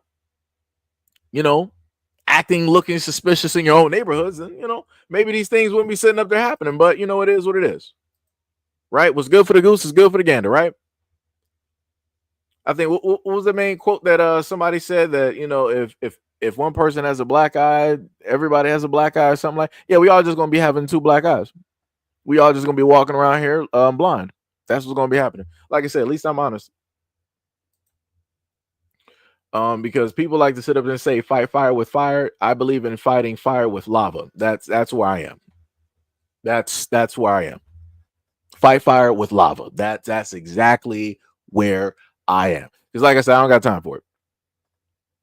Because there's been a lot of times that I've done a lot of videos and I've tried to be as compassionate, empathetic, sympathetic to a lot of situations, dealing with a variety of groupings of races of people directly out there, all to sit up there and see and find out that everybody else doesn't feel the same way. And I'm like, ain't that something? Like I said before, there's a variety of times that I can do videos and live streams, right? And I know I got white people silently sitting in the background looking at the chat, just, talking and staying to themselves. And then I'll have, some racist commentary, coming directly into the chat. And I see little to none white folks deciding to call that out. And I'm like, oh, so I'm like, I see how y'all like to sit up there and move. No problem. I'm going to do the exact same thing. I'm going to do the exact same thing. I'm going to act the exact same way that y'all sit up there and act. I'm going to be that mirror directly for you. But the only difference is I'm not going to care. And I'm not doing it off of a hypothetical, oh, there's going to be a race war. I don't care about none of that. If you're going to be blind, we're all going to be blind. That's what we're going to be doing. That's what we're going to be doing. Like I said, y'all like to sit up there and play foolish games. Y'all want to sit up there and do all of this. Y'all want to laugh. No problem. We got you. We got you. Like I said, this is the beautiful part about social media. 100%. All the times I happen to go on Twitter or AKX, and I just so happen to see you guys, just running it up. Whenever somebody black is up there, here y'all come with the racist comments. And I don't see white people calling it out. And I know y'all are heavily by the millions, the gaggles, the gangles of you guys. I know you guys are up there on Twitter. I know y'all see a lot of this stuff, but y'all opt to stay away from it because y'all got the mentality, both Democrat and Republican, that, oh, if I don't, go into the racism, if I don't go into it, that makes me less racist than this person. No, you still racist. You're just silently complying or in compliance with said racism, because you opted not to speak against or speak out about it. Because realistically, because you're silent, you're actually more racist than the person that is being obviously racist. Because at least they know what they're doing and they're being honest about it. You want to sit up there and be quiet and quaint directly in your home. You want to have your nice white picket fence. You want to do this. You want to do that. You want to just act like, it's not here with me. At least you're not going to see it or know it. Shout out to Hulk Hogan, who said that he's racist to a point. And that's your average white person directly out here, regardless on if you acknowledge it or not, regardless on if you know it or not. You are. So, just saying, it'd be like that, it'd be like that. Matter of fact,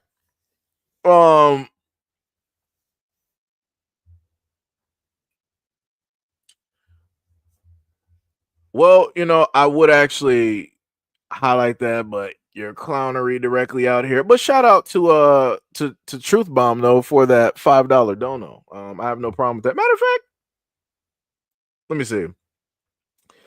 And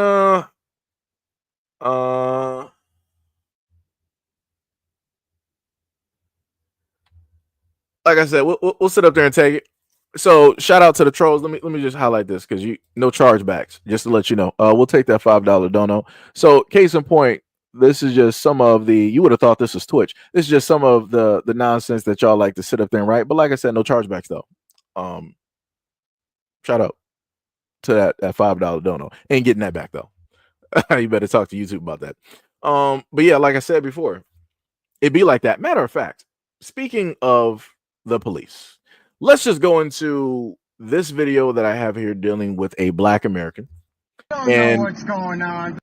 What took place with him in I want to say maybe this might have been Connecticut by what he was listing, right? So let's take a listen. All right, so I don't know what's going on, but this state trooper's been following me since Lebanon. So I started recording it. I'm driving in circles and he's following me. I haven't violated any traffic laws. He's on a fishing expedition right now. So I want it documented that I'm going in circles and he's following me intentionally. And he's waiting for a reason to pull me over. So it's coming. And I'm ready. My papers are legit, done nothing wrong. But this is a perfect example of what I'm talking about where our officials, our public servants, do not act as public servants. This is some bullshit. So I'm keeping the camera on, I'm keeping it rolling. We're gonna see what this guy does. Because now we're back in Lebanon. See, here we go. I told you. Why'd you pull me over?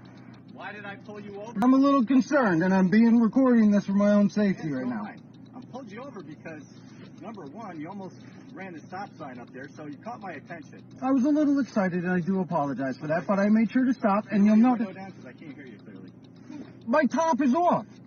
Well, That doesn't... Wait, well, that makes no sense whatsoever. What's your name, sir? Cano? I am a little concerned now. You're making allegations. You can't hear me with the cop off the car. That doesn't make sense. Yes, I almost rolled the stop sign. I apologize for that. And you'll notice I made complete stops after that.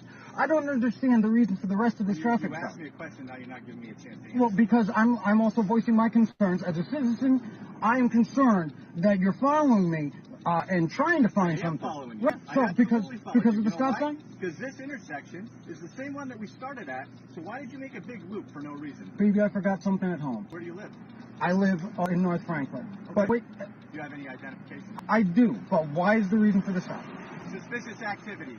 I'd like to see your license, please. Suspicion's not a crime, though. So we heard that, right? And I tried to find maybe if there was like a second part to the video, and wasn't able to find anything at the moment in time. But when I can, I will, make sure to post the full thing, both parts, part 1 and part 2, directly for you guys. But as the brother stated, he was like, yo, this cop was like following me for miles, and he's just been behind me trying to fish, trying to find a reason to sit up there and stop me and all this other type of stuff. And he wasn't really trying to stop him for the stop sign. He just said suspicion. The dude apologized. He was like, yeah, I got a little bit, excited. I might have went over the stop sign, but, after that, I sat up there and stopped at every other stop. Right. So the cop didn't care about that. He was like, what about that large turn that you said have to make while we're going in circles? Technically, you shouldn't be worried about why he's going in circles. The fact of the matter is, why are you following him in a circle? That seems even more suspicious. I'm like, why are you even following him? Like, that makes you couldn't find nothing. You were more than likely behind this dude. That was like, what, a 3-minute video? You were behind him long enough that you ran his plates, more than likely, and you still couldn't find nothing. So because you couldn't find nothing, you were just trying to find just a little bit of something just to do it. And then the craziest part about this cop, he was like, I can't properly hear you because your window's up. If we look at this dude's car, he has no top. Let me repeat that one more time. If we look at this brother's car, he does not have a top on the roof. And you mean to tell me that this high IQ'd human being of a cop was like, I can't hear you because your window is up? Is he on drugs? Dude, I think we need to do mandatory drug testing weekly when it deals with cops, because that is the most insane, stupidest thing that I've ever heard. I can't hear you in a convertible car because your window is up. This cop is racist. I don't even care. Yo, this cop is just racist. You ain't telling me nothing. You can't tell. I've never in my life. You can't hear somebody in a convertible. Well, you can't hear somebody in a car with no top because their window, brother. And he's not even playing music. What? Jesus Christ. Jesus Christ. And y'all allow these dudes to be cops? White people. White people, white people, white people, white people. This is how a lot of black people end up getting maimed or losing their lives. This is how a lot of black people, black Americans, end up getting maimed or losing their lives, because you got cops like this that do nonsense like this. But like I said before, I am waiting. Like I said, I don't know, what, if I got to get like some lamb, some lizard foot, or, an eye of an elk. I don't know what deity of yours that I got to start praying to make sure that videos start happening where it's dealing with y'all and the police. Like I said, I got to find some altars. I don't know where y'all be going. You know, like I said, I don't know where the synagogue of Satan is. You know, I don't know where that doorway is. I don't know where that red carpet is. Only y'all know that. But for the other ones that y'all sit up there and praise, I gotta really find out, you know, where those temples are, because I gotta start making some offerings. Because this is crazy.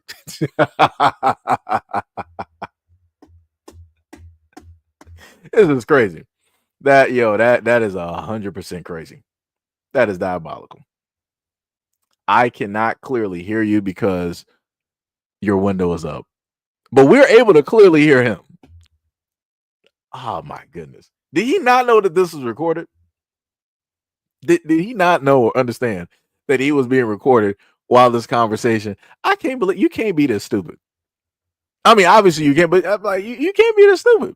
It's like a part of me wants to believe he can't be that stupid. But yet we're here. Oh boy. It's incredible. Incredible. But now let's go to the next video. Construction? Yeah. We got another black man again. I've had another video that I put up recently where somebody told me that, the story that I put up was old, and I'm going to just reiterate to a lot of people, any of the clips that you just so happen to see, these are new to me. As a content creator, somebody that more than likely takes in fields of content from all over, it's new to me. I can't, see everything, can't watch everything. So again, stuff is going to be new to me.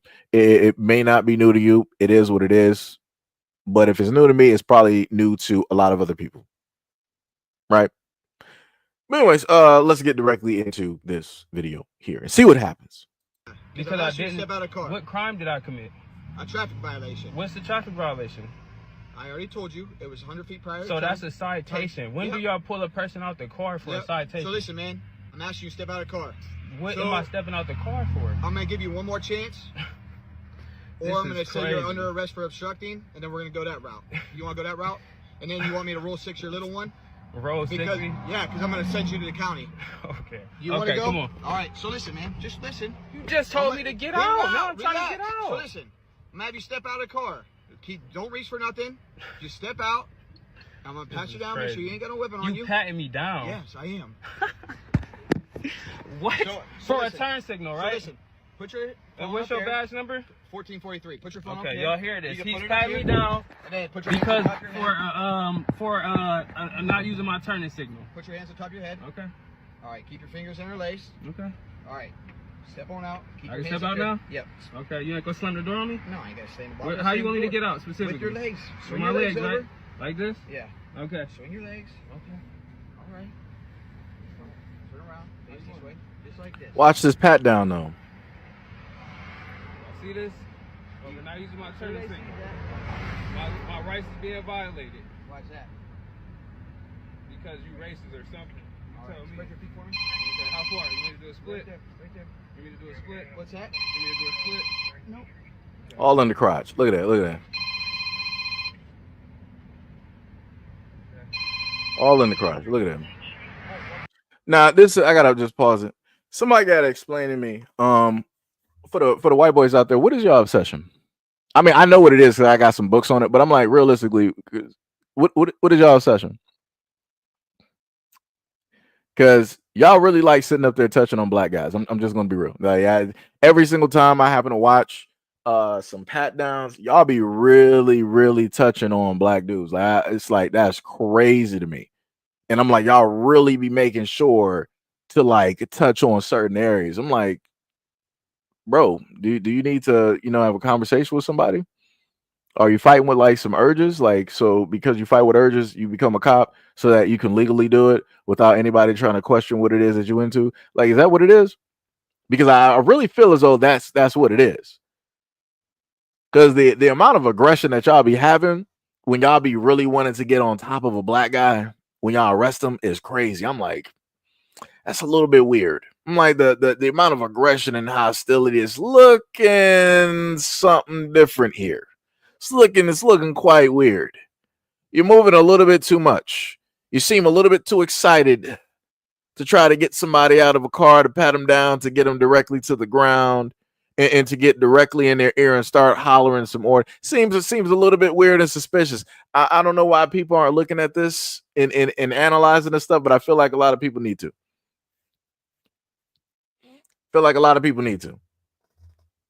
Because like I said, I've also put out stories before where you've had black men be arrested and they have been assaulted.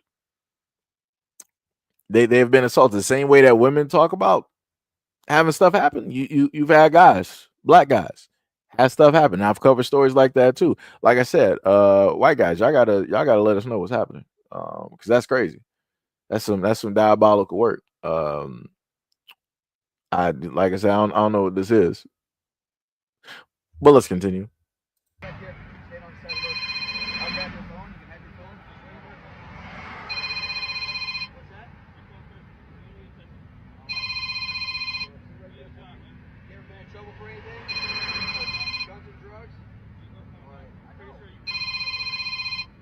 Stay right there. Right there. Yeah. Sit right there on the front. No, not on the hood.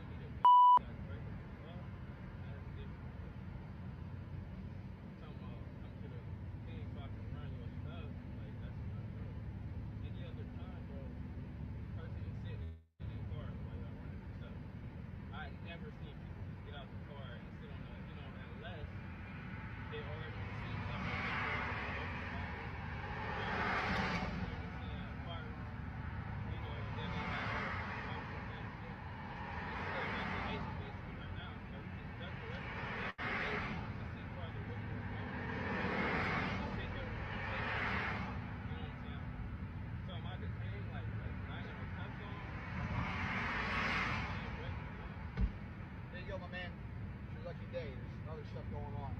Just to let you know, that gun that's in your car, you're actually having active CCW. All right, you too.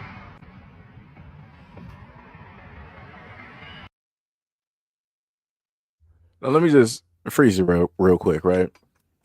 So you heard the cop do all of that. That's about what we in here about, like 5 minutes. 5 minutes in, you heard the cop sit up there and say, "Ah, it's your lucky day, my man. We're gonna, have to let you go. There's some other stuff going on." Yeah, you right. There's some other stuff going on because you don't got nothing. You don't got nothing, and then you just wanted to sit up there and speak on the gun that he got, and then you see the dude in the background all happy and smiling that he was able to interrupt that man's energy, his whole day and everything, that he was able to get off on. "Oh yeah, I just rubbed on this black guy and I felt everything there, and I did this in front of his family and everybody else. I embarrassed them. I really put my authority and power directly on him. I really emasculated him." Right? Like I said, a lot of them boys, they get off on that. That's why he's sitting in the background, slowly getting into the car, smiling and watching. Like I said, and that's how I feel a lot of these cops are. A lot of these cops are the exact same way as the guy that you see right there, and that's crazy. That's crazy. Like I said, there's a multitude of reasons why he's smiling, none of which have to do with him doing the correct or good job. Let's continue. Goofball. This nigga's a goofball. Look at him. This dude right here. People is crazy. Race.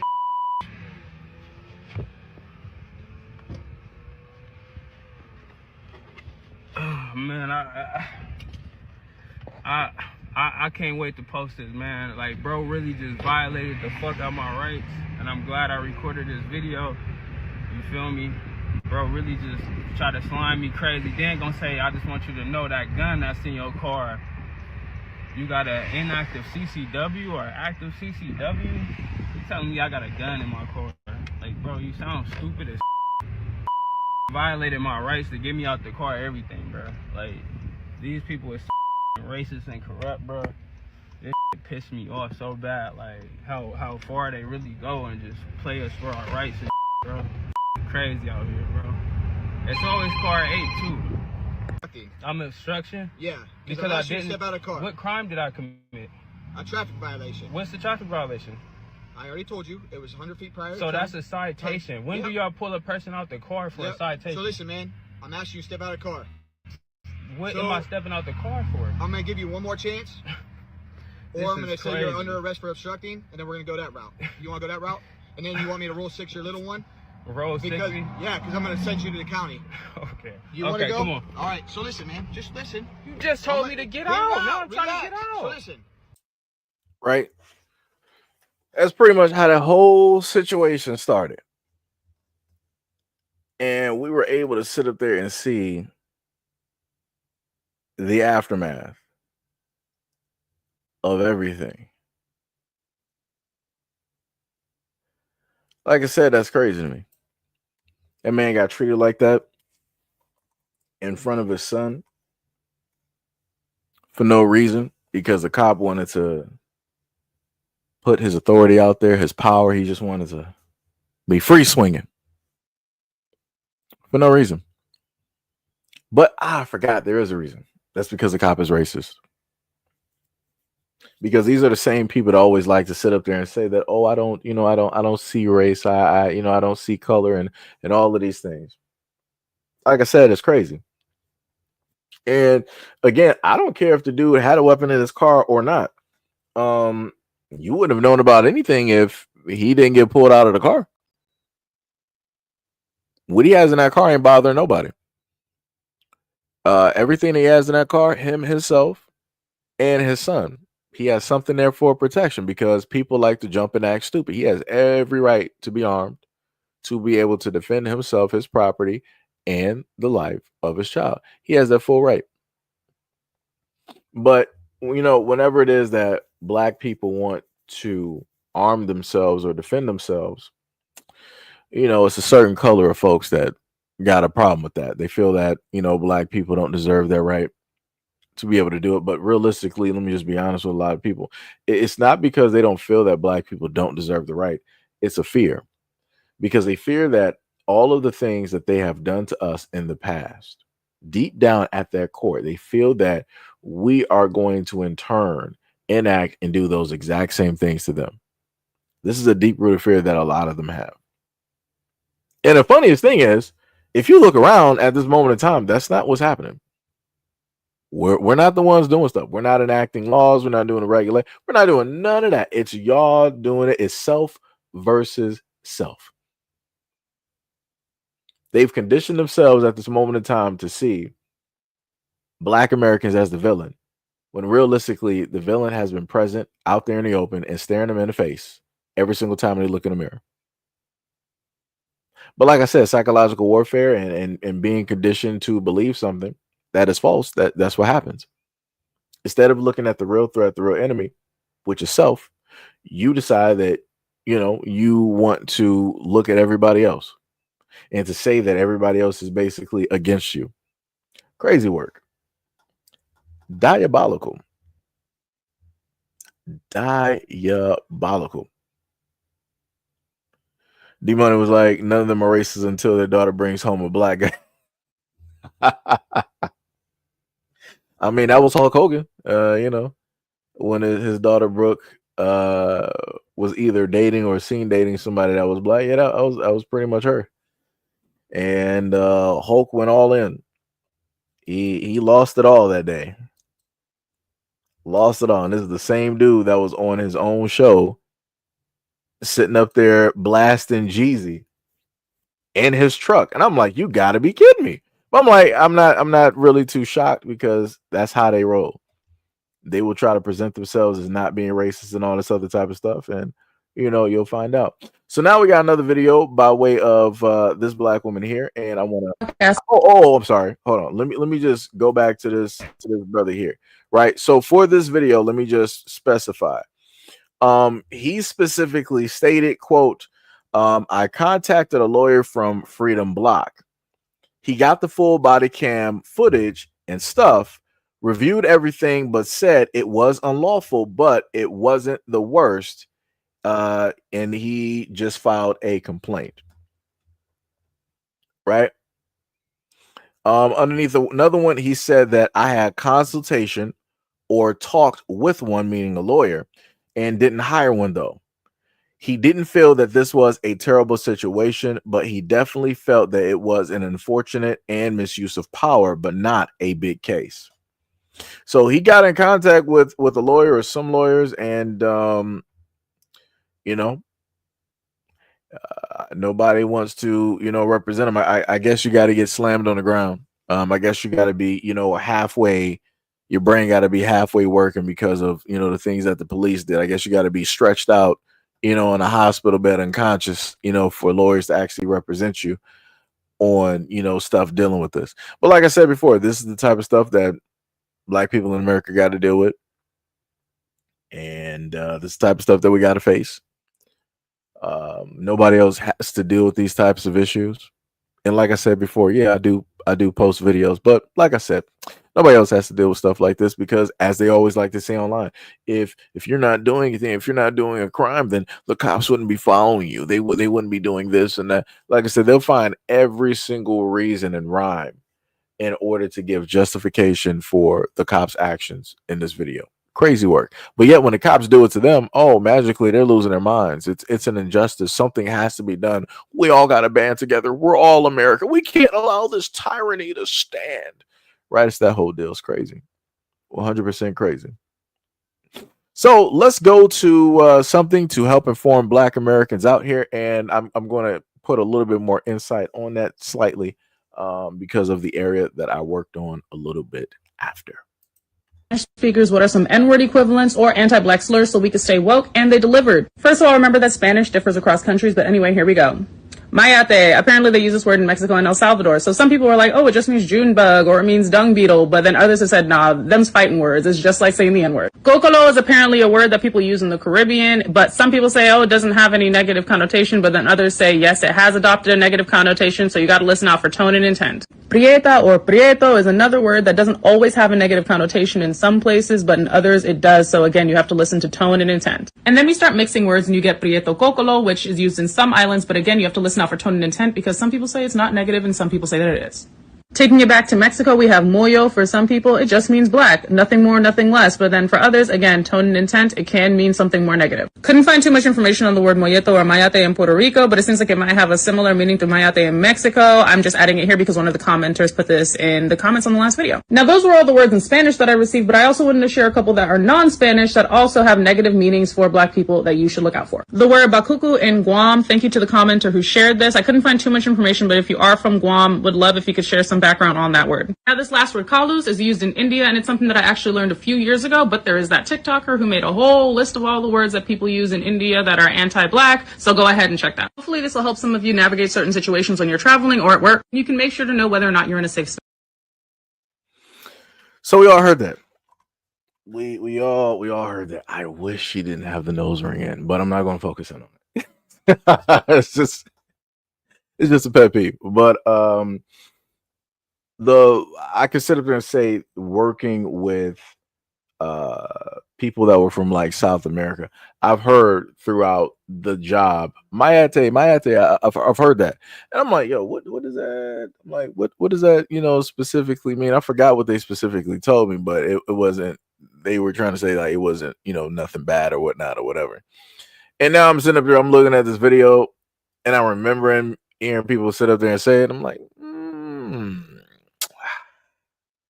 like I said, this is why Black people need to learn different languages. This is clear cut why, so that we can know and understand what it is that people are specifically. And I want to sit up there and stress that I worked with people from Peru, Ecuador, people who are Dominican, has some Mexicans, like pretty much it was all over.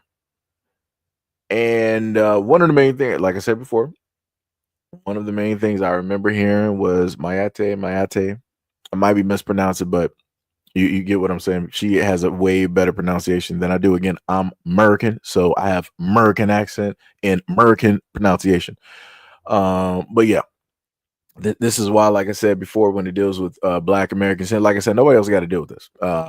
So specifically for Black Americans, always understand that everybody around the world has a negative word for you. They don't got this for everybody else. They have a negative. Every language on this planet has a negative word for you, but you don't have a negative word for everybody else on the planet. Pay attention. Nobody finds that suspicious. Like I said, everybody can come together and formulate a negative word to come at or talk about Black Americans, but Black Americans don't have the exact same words as everybody else. Like I said, people got to pay attention. Like I said, Africans got their own words for us. That again, for Black Americans, that should tell you something. But people don't want to sit up there and pay attention. Let me see. I guess that was, what is that? I guess that's what's supposed to be what this is very important or importa. I know I can read a little bit. Now, if you like actually wrote that in Spanish, I'll be sitting up and looking around. ¿Qué? What was it like? ¿Qué esta? I don't know what to say. Tippy says you can speak another language. It's not easy. I tried learning Spanish. I took Japanese, but I don't know. It's been a minute. I can't. I used to be able to technically say some general things in sentences. Oh my god! Now I'm trying to like rack my brain over some stuff I used to say in Japanese, and now I'm trying to think Japanese, and now all I'm getting is like "como estás?" Like I'm sitting up here. It's a whole nother language, and that's not nowhere close to Japanese. What was that? Como Sayano? I forgot. I don't know why it's on Spanish now. Dear God. Shout out to Telemundo. The only thing I can pull right now is Konnichiwa. Was just like some random stuff. Konnichiwa, Ohio Gazumas. My pronunciation is dirt at this moment in time. The what was it? The Kokodeska.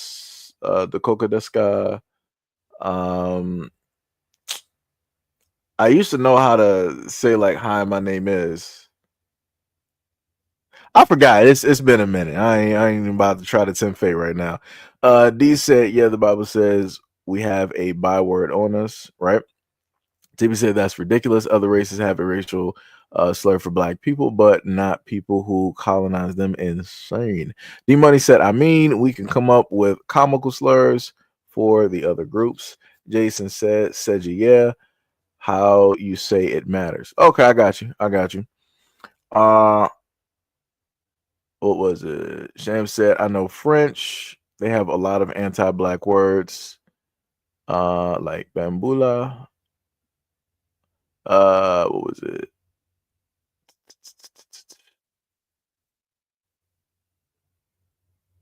Oh yeah, Hawaiians got some stuff too. Even though I've shouted out and talked about the Hawaiians because of what's happened. Yeah, Hawaiians got stuff too. Like I said, everybody got something. That's why I keep trying to. That's why I always be looking funny where people always want to try to say that black Americans are racist. I'm like, how are we racist when everybody literally got slurs for black Americans? I'm like, how does that work? Everybody else can be racist towards black Americans, but the moment in time that black Americans just try to come up or say something, oh, you guys are the utmost racist on this planet. Blacks are the utmost racist. What? What are we talking about? What are we talking about here? Like, it's crazy. It's crazy work. Let me see. Miss Ivory said, yeah, my neighbors in Cali, they call me the slur, and I call ice on them every week. Ooh, diabolical. Timmy said the brother came up with a word for racist people who are anti-black. He said Negro phobia. Oh yeah, that's a thing. That is a thing, and that only pertains to black Americans. Negrophobia. We are the only Negroes. Just to put that into perspective. Sham said yes, because black people are never thinking about people like they're thinking about us. Yeah, that's true. That's 100% true. D Money said all the slurs in the world, but everyone wants to freely use the N-word. Yeah, and that's it. And you know the funniest thing is, I actually looked online, and they have like a full library of slurs and verbiage that people use all around the world. And I'm like, y'all got all of these words that y'all can use for everybody else, including groups can use these amongst themselves. But everybody's like, no, we don't want to use those words. We want to use the N-word. Huh? Y'all skipping over hundreds of words for this single one. Like, and nobody finds that suspicious? Nobody finds it weird that the whole world wants to use one word. Nobody finds it suspicious that literally the whole world wants to use one word, one slur. Again, people gotta start paying attention. This don't happen to no other group of people. This is only happening to black Americans for a very obvious reason. Everybody else knows something that obviously that black Americans don't. No other group out here has the whole world literally going against them. You're trying to tell them what they are and what they aren't. Nobody. Miss Ivory sitting up there laughing. Ew. Oh man. D-Money said that word is not even the best one. Yeah, they got a whole bunch of other ones. Like I said, they got it on is it on Wikipedia? Yeah, it should be on Wikipedia. They got a whole list directly up there. And I just like went through those one day. I'm like, wow, this is crazy. I'm like, I did not even know that this exists. Carl said, y'all don't find that suspicious? Y'all don't find that suspicious? Y'all don't find that suspicious. D said, yeah, that's why people need to read the Bible, because we are the people of the book. Jason said, it's a cold world. That's bars. That's 100% bars. It's a cold world. Cold world out there.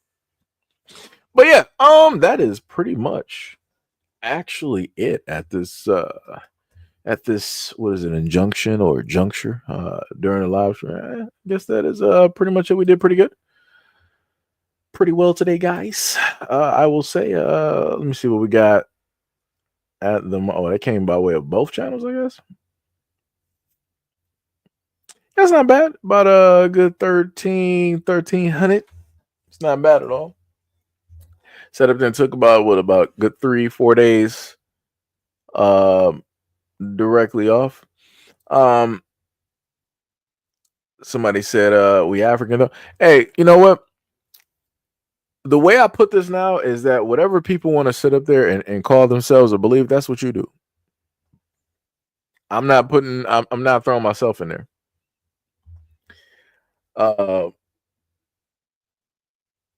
Tippy says start checking your IG. I sent you some video. Okay, I got you, Tippy. Matter of fact, because you might have sent quite a few up there, I can throw those on the I can make those into a video. So I got you. I can do that because remember, you gotta, depending on what's going on, you gotta do some editing. Just like the video that I gave you guys before where the it's raining outside. The guy wanted to fight the pirate usher. Did I? Matter of fact, let me just see something real quick. Did I post that into another video? Let me just make sure. Also, shout out to any and everybody who has subscribed directly to the platform. We are currently almost at 40K. Well, we're at 40K, but we're about to hit that nice 100 directly on there. So, shout out to you guys for pulling directly through to the platform, any and everybody who has subscribed. Let me see what it's looking like on the other side. Shout out to Adele. All right, so it's not bad. It's about a nice $2,000 sitting directly there for the views. That is great. I'm just trying to check real quick to see if I gave you guys that as a I forgot. So, okay, so there's a video. I wasn't able to upload this. In order to put it on my Patreon, I gotta upload it a different way. So there's a video that you're not going to really see directly on YouTube, and it has to do with a Pirates game, and it has to do with a black security worker that wanted to basically defend a female worker. He ended up being like laid off, or he might be fired. I'm not sure, because the two white gentlemen were deciding that they wanted to harass a female concession stand worker. The black worker saw it. He decided to draw the attention from her over to him, which he successfully did. And inevitably a scuffle took place where the worker had to defend himself because the white patron, right, decided that he wanted to use a biological agent upon the black worker. He wanted to haktua directly on him, and a scuffle broke out. And you play stupid games, you win stupid prizes, and somebody had a busted lip, and I can tell you it wasn't a black security guard.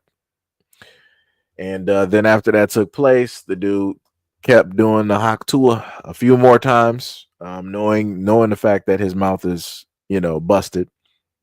So you can look directly at the shirt of the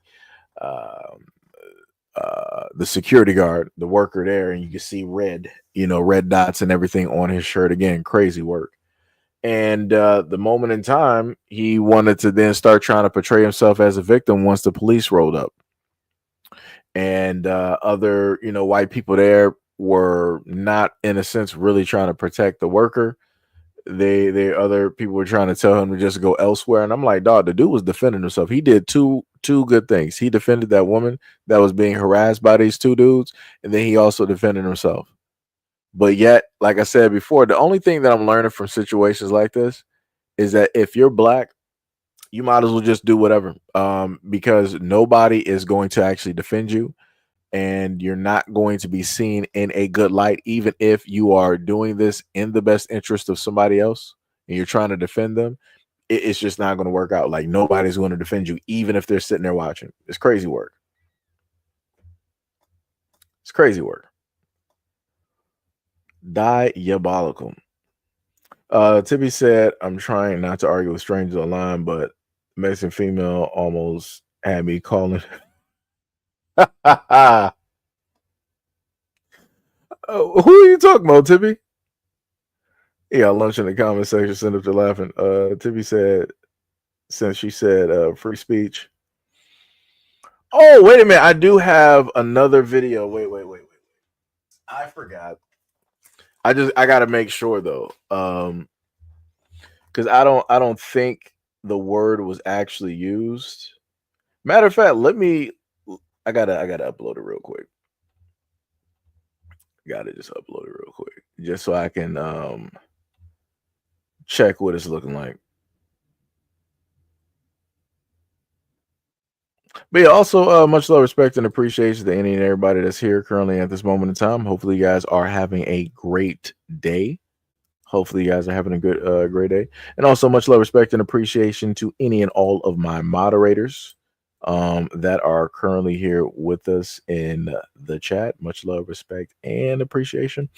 The other thing too is we also got a new pope that was elected. I don't really care for it because I don't really care.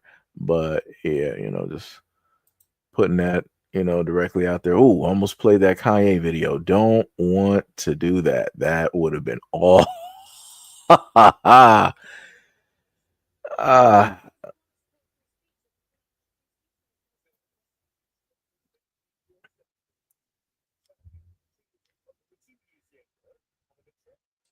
Okay, there we go. Yeah. So I think, because they got the captions down there anyway. It don't matter. So I'll just throw this one directly up. This is from the Piers Morgan show, and the white girl that's up here, I remember her being a trade wife, and some of the videos that she did, and she's one of the women talking about that she supports the woman I've been reporting on for about like a week now, if not a little bit more, by the name of Shiloh Hendricks. And she is stating that she is all like, whenever when it deals with like calling black people something, magically everybody's like, yeah, I support free speech. I support free speech, free speech, free speech, free speech. Right. So let's just listen to this insanity. Support a white racist. Because I want to support free speech, and you cannot have free speech in the country. Yeah, that's fine. You can support free speech, but you also have to be accountable for what you say. Would you use the N-word out of interest? Yes. You would? Mm-hmm. I do, quite frequently. You use the M-word quite frequently. Well, why? Other than the fact you're a despicable racist. Are you? Some would say I am. I guess according to the ADL, I'm a white supremacist. I'm a neo-Nazi. Yeah, well, if you use the M-word repeatedly, you are a racist, then, are you? Sure, I'll embrace that. If that means forwarding, helping white people achieve freedom of speech, real freedom of speech, which, by the way, Shiloh Hendricks is being attacked on all fronts. They're trying to bring legal charges against her. They're trying to get her children taken away. So you were saying Carmelo Anthony, it doesn't matter. That's a different. Sorry, but just to be thing. clear, you just said to me you use the N-word regularly. In what context? Right. Do you use it with black people? Yes, if it's appropriate. When would it be appropriate to use the N-word? When would it be appropriate? Anytime I feel like it. So you're an unashamed racist? Correct. Well, do you understand that makes you a despicable human being? I guess so. I don't really care. I mean, why are we not talking about Shiloh Hendricks? Why are we talking about? Well, actually, I think you've moved it on in this debate very quickly to your own racism, which explains why you've supported her in public and why you've got all these views. You see no problem with a woman shrieking the N-word repeatedly because you yourself are a despicable racist, and you've just proudly admitted that with a smug grin on your face, which is pretty horrifying, actually, for most people to have to watch. And shame on you. You're entitled to do it, and I'm entitled to call you despicable. Right. Oh, we got Miss Anderson in here. Oh, the Ducker and the Dodger when it deals with playing games. I can't believe this. Now she shows up. I can't believe this. Look at this here. What is up, Miss Anderson? Gotta call you out. What is up?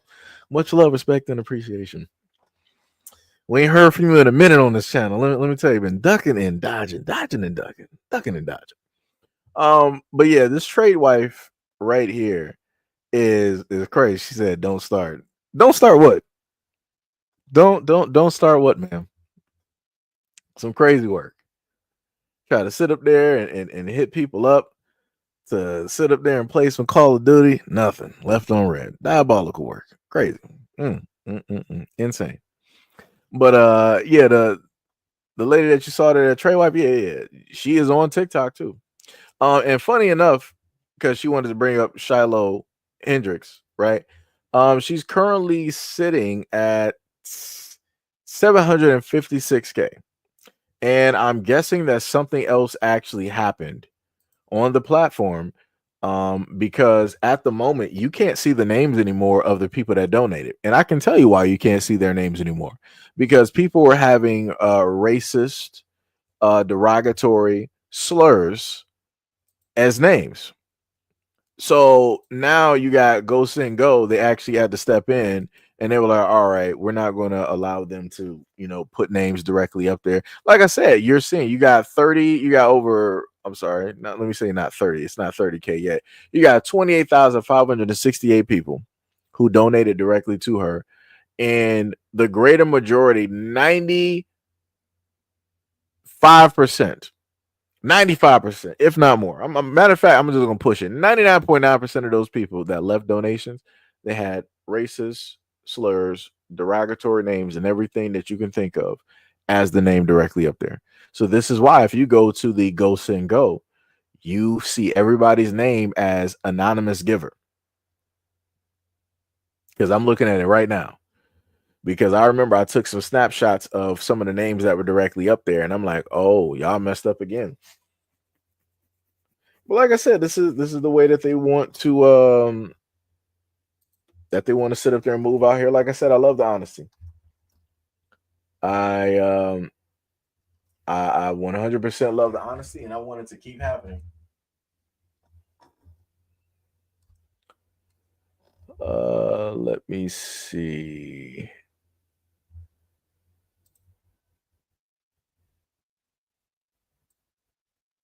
Trying to see if I could find something real quick.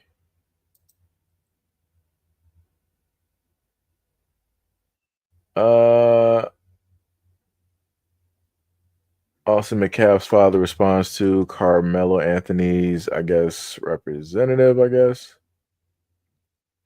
The Independent states that MAGA justifies turning the N-word woman into a folk hero by blaming Carmelo Anthony. Yeah. Yeah. So wait, what was happening? So Mark Lamont angrily shuts down Piers Morgan's request for the white woman to use the N-word in front of him. No, let her do it. Let her sit up there and do it.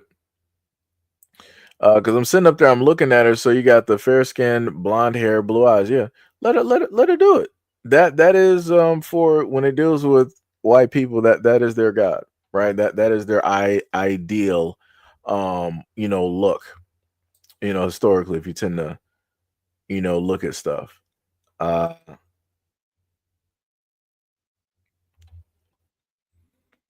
let's see here. Oh, actually, hold on.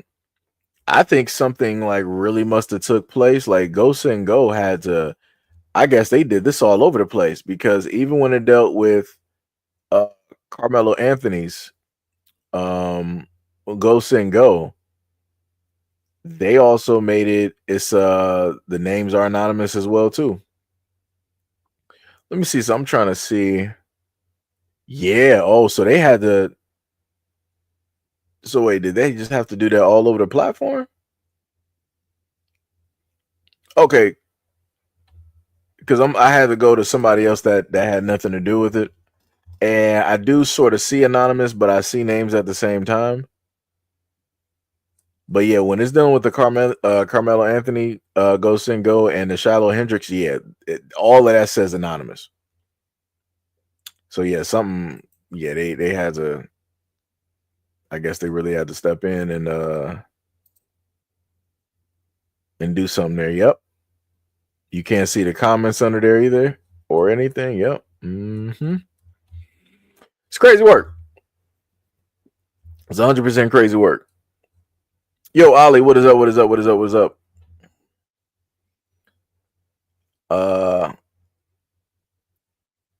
Gail said, I heard that PBS held my youngin down when cable would get cut off. Hiding names and hiding their identities. Yeah. Yeah. Yeah, like I said before, and then she gonna sit up there and lie and be like, oh yeah, I use it all the time, actually. Do you use it around black people? Actually, yes. No, you don't. What black people use it around? What? Where?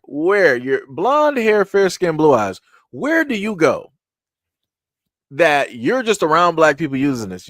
Like I said, I get tired of y'all lying.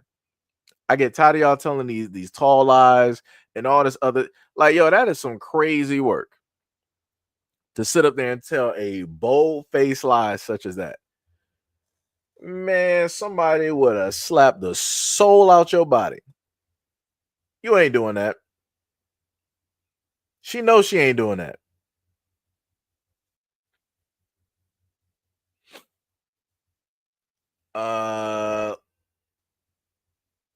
Let me see.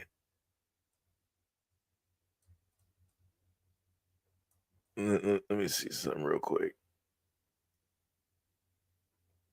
Said to test him. Yo, stand up. What is up? What is up? What is up? What is going on? What is going on? Sham says she finna get a lot of hate. She already been getting that. Yo, where's Miss Anderson at? Yo, you still in here? Let me, because I saw her reply to Gail, so she got to be still here. She should be at work. I'm gonna sit there. I'm gonna have to let people know about themselves. Tippy says she might do it to Candace Owens. You know, the funniest thing is, oh, okay, you still, yeah. I'm gonna. Are you at work? Let me know. Let me know if you're at work. Cause you're lucky I don't sit up there and call you to put you on live stream right now. Because it seems as though this is the only time that we here at this channel can get in contact with you. That's crazy work. Diabolical. Yeah, at work. Look at this. Diabolical work. Diabolical. Ain't do no TikToks. Ain't been doing no IGs. No YouTube. Ain't been streaming nothing. Crazy work. But you got the newest systems though. Hack said diabolical heathens. Yes. Bars. Carl said, remember the Byron from Fresh and Fit? Got some photos of him all over with like white dudes. Probably explains attitude for women. I seen the photos as well too. You said you can call Tyrone. Word. Hold on. That's what we doing? That's what we doing. Let me see something real quick. Hold on. This is crazy. Now I gotta sit up there and treat this like it's Twitch. Start just randomly doing stuff now. Let me see. Sham said, LOL. He just going to call you a hacker the whole time. Not completely.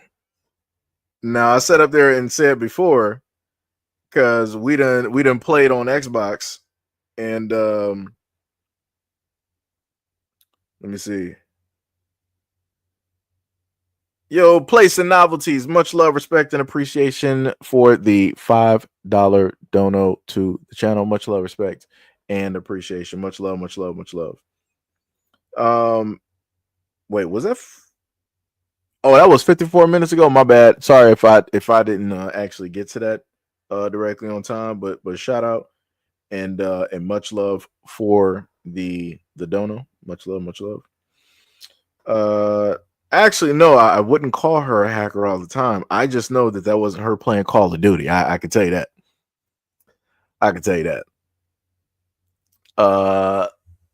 Let me see. Somebody said y'all defended Carmelo Anthony.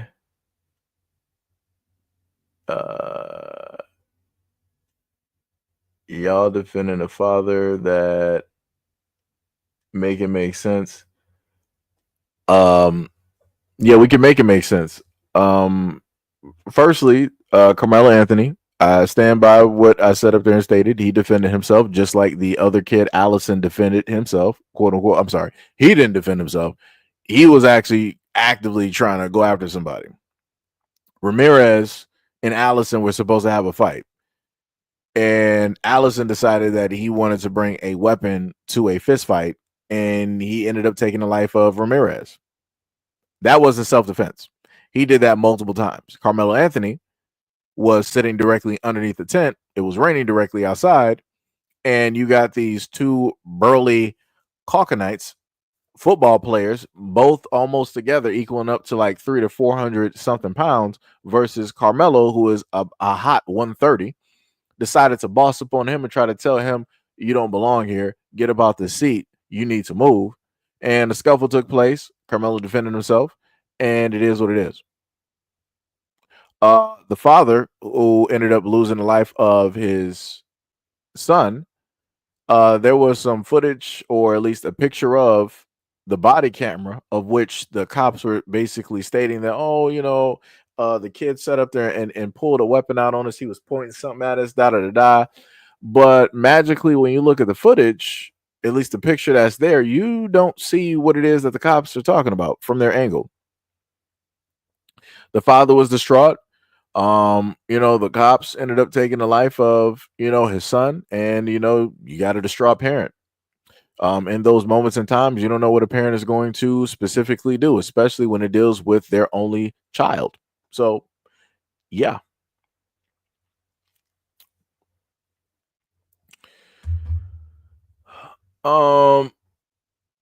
Like I said before, you saying under a tent. Obviously you never ran track. I've been under both tents. I've been under the tent for my school, and I've been under the tent for the rival school that we've played against. And at no point in time was anybody bossing up on me, telling me that, oh, you don't belong here. You shouldn't be sitting here, because there are no names. Like I said, that's how I know that a lot of y'all never ran track. There are no names. There are no names. There are no names. Like I said, I've literally done the exact same thing, and ain't nobody roll up on me trying to tell me something. If anything, it might be a teammate or a coach, but like, yo, it's your turn to sit up there and run. You got to do the batons. You're in second place right now. You got to, you know, get in your spot. Like I said, it's crazy work. It's diabolical in nature.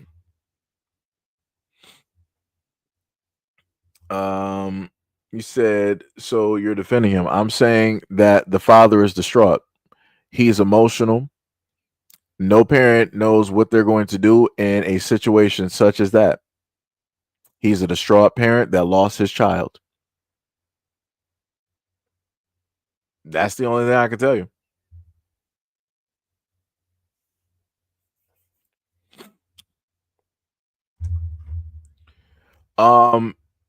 Because you do realize that these are athletes, correct? And we're talking about a tent that is directly on the field.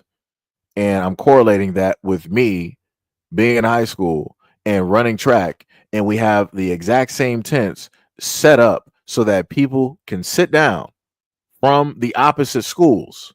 And I'm relaying to you, as a person that has done this, that ain't nobody tell me that I wasn't supposed to be under said tent and told me to move.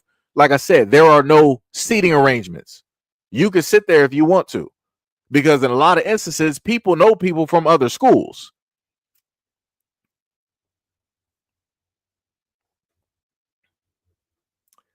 You said typical response. I guess whatever you feel. Whatever you feel. Whatever you feel. Like I said, and as I've listed directly on this live stream before, I've shown off a multitude of stories that fit directly into the whole instance of the Carmelo Anthony and the Austin Metcalf situation. And oddly enough, the only thing that people want to talk about is that situation. But I listed 4 very similar situations and one of which is pretty much the same. And magically, I get nobody got smoke for those. Nobody got the time. Nobody got the energy. A little bit weird.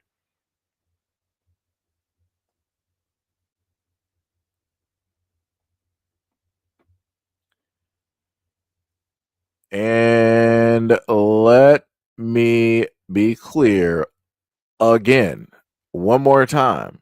When they have these tents set up, students are directly out there on the field. And you'll have students that are either running or not running. Let me just be very clear. Just be very clear. Very clear. Very clear. Let me see. Let me just see something real quick.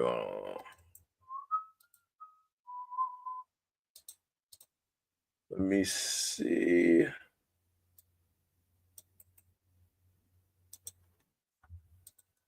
Let me see here. I wish I actually had some more light directly in this room. Gonna be.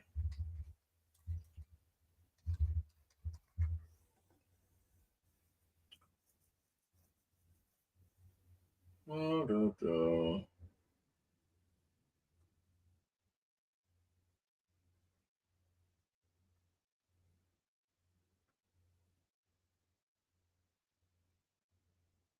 me see real quick.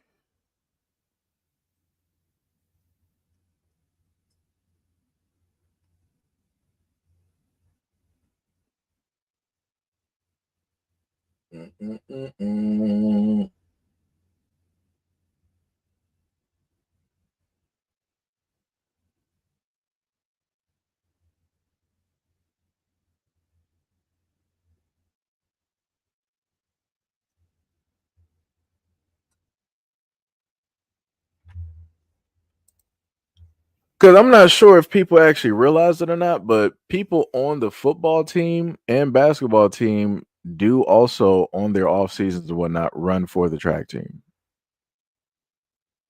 Just gonna put that out there because I ran with both basketball and football, and then we also had those guys running as well at certain points, like when they didn't have to really do anything much. All right, we had them directly there with us, and they were sitting up there running for whatever spot that they had to run for. I'm a little bit confused when people roll up here, pull up to the scene talking, a little bit slightly confused.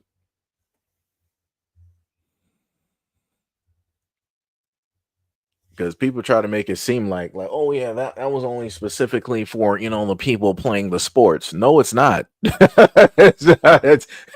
got to be a complete idiot. We had people there that were you had students there that were just doing stuff.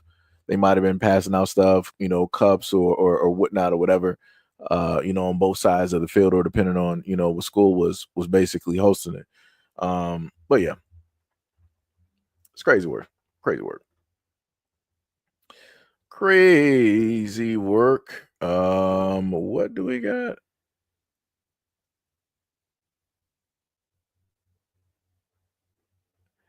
I'm not even sure what he's talking about. Danger also apparent. Quick silent, the most dangerous you can encounter.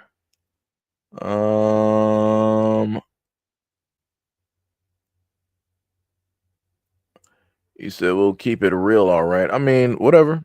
Like I said, I don't know what you're even trying to. Let me just highlight you real quick. I got you. Like I said, I don't know what your chances are you're white. So let me just make this very clear. I don't know what type of veil threat here and there that you're trying to make. Let me let you know something. You're going to be looking at yourself when this country falls apart. You're going to be looking at yourself. You're not going to be able to blame nobody else for the country being in shambles. Like I said, trillions of dollars in debt. Y'all got no smoke for that. Government officials basically robbing you blind. You don't got no smoke for that. Medicaid, Medicare, Social Security basically getting robbed. You don't got no smoke from that. Your house is being pulled directly from in front of you. You got no smoke for that. Like I said, the most important things that white people should actually be focusing in on at the moment in time, y'all don't focus in on, because they can throw something directly in front of your eyes and you'll be like, oh, ooh, it's a shiny little black thing. Let me go over there. And then that's what y'all do. like little attack dogs. Y'all would just fly directly over there, and y'all be foaming directly at the mouth. Crazy work. It's diabolical in nature. It's crazy. Diabolical work. But, you know. And then the other thing I love so much is that, you know, you have people wanting to say a variety of things about you in the comment section, but yet you're still here watching. You're still here waiting for me to acknowledge you, to speak back to you, because that's how y'all get off. You could be focused on investing, building, doing all of the stuff that y'all say y'all been doing historically, but you opt not to do that. Y'all opt to come here. Crazy. But then y'all the ones that like to sit up there and say that we're obsessed with everybody else, that Black Americans are obsessed with everybody else. Crazy work. That's not what I see every single time I happen to go live. Sham said you got a month from now where you'll start to see starvation in America because of the mass economic failure. So not too long from now, they'll see the results of their races. Like I said, it'd be like that. It'd be like that. But you'll see. You'll see what happens. D said, will you be live tomorrow? Yeah, I can be live. I can do that. I'll have some stuff prepared directly for you guys to happen to go over and talk about. You said I have off work. Okay, I got you. Funny enough, you said that I was supposed to sit up there and what's the name? Wait, what was that? Oh, okay. Let me just see something real quick. Let me just do this on purpose. Just because.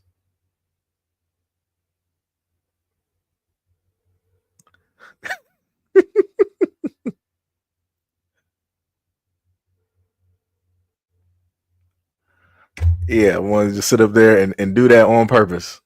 On purpose. What was it?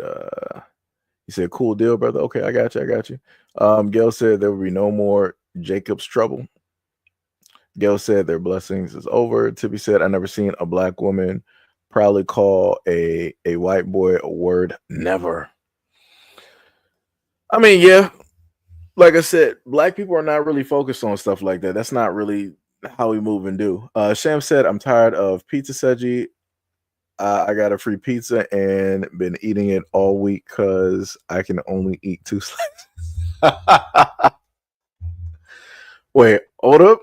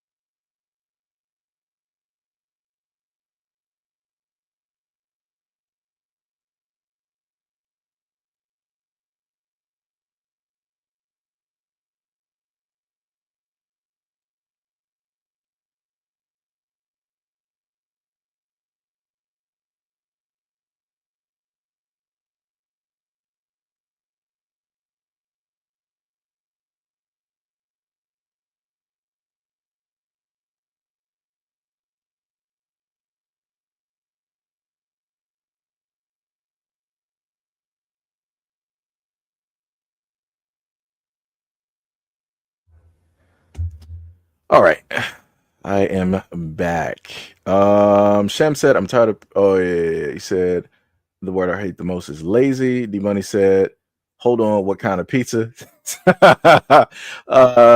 Sham said pepperoni and stuffed crust. That one is actually pretty good. If it's Domino's, it's all right. It's all right. They need more flavor to like the cheese, the stuffed crust. Tippy said rappers need to start using that word instead of that, or use another one. I got you. Miss Ivory said facts because I tried to order something from Canada via Etsy and they said nope.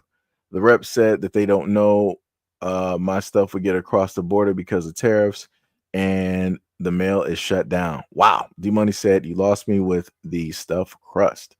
Carl said, well, Sham, just know you can always give the pizza away to a brother named Carl. Sham said, it's free. What you want me to do? Oh, man. I would have happily took that free pizza. Let me tell you, I would have scarfed that pizza down like no tomorrow. I would have easily sat up there and did that with no problem. No problem. But yeah, pretty much that is it. I ain't going to try to, talk you guys' ear off, just running off saying nothing, at this moment. I got some choice words for some people sitting in the background right now. That's some choice words for people. But yeah, much love, respect, and appreciation to any and everybody that's here. We will have a live stream for tomorrow. I got to make sure to get my sleep directly in order because I've been playing. I was gonna say Risk of Rain, not Risk of Rain. I've been playing Towerborn with Sham and Officer Haku, so my sleep has been a little bit off. Been slightly no life in that game at the moment. Sham said, "Are you playing today?" Yeah, I'm playing. Sham was like, "Wait a minute, we're not done yet." Pink said, "What time is the live tomorrow?" I gotta figure out a time. What is it's Friday? It's gonna be Friday, right?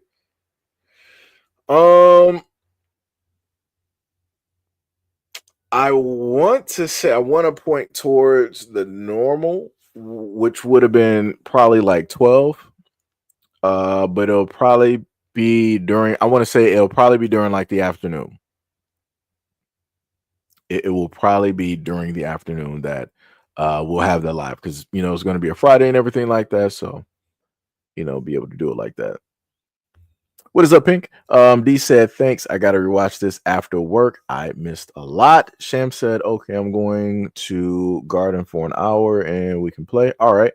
D Money said, I actually got a YouTube notification that you're live. That's crazy. But see, that's how it normally works. And the craziest thing is that we've gotten an influx of people directly to the platform. And that's how we got to 40K. And even with that influx of people, y'all still not getting notifications. It's crazy work. Tippy said, I'm sorry, Seiji. I'm not like them. I can't be. I apologize for using.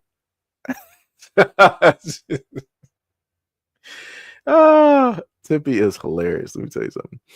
D said, cool afternoon. Sham said, I didn't get it till I stalked.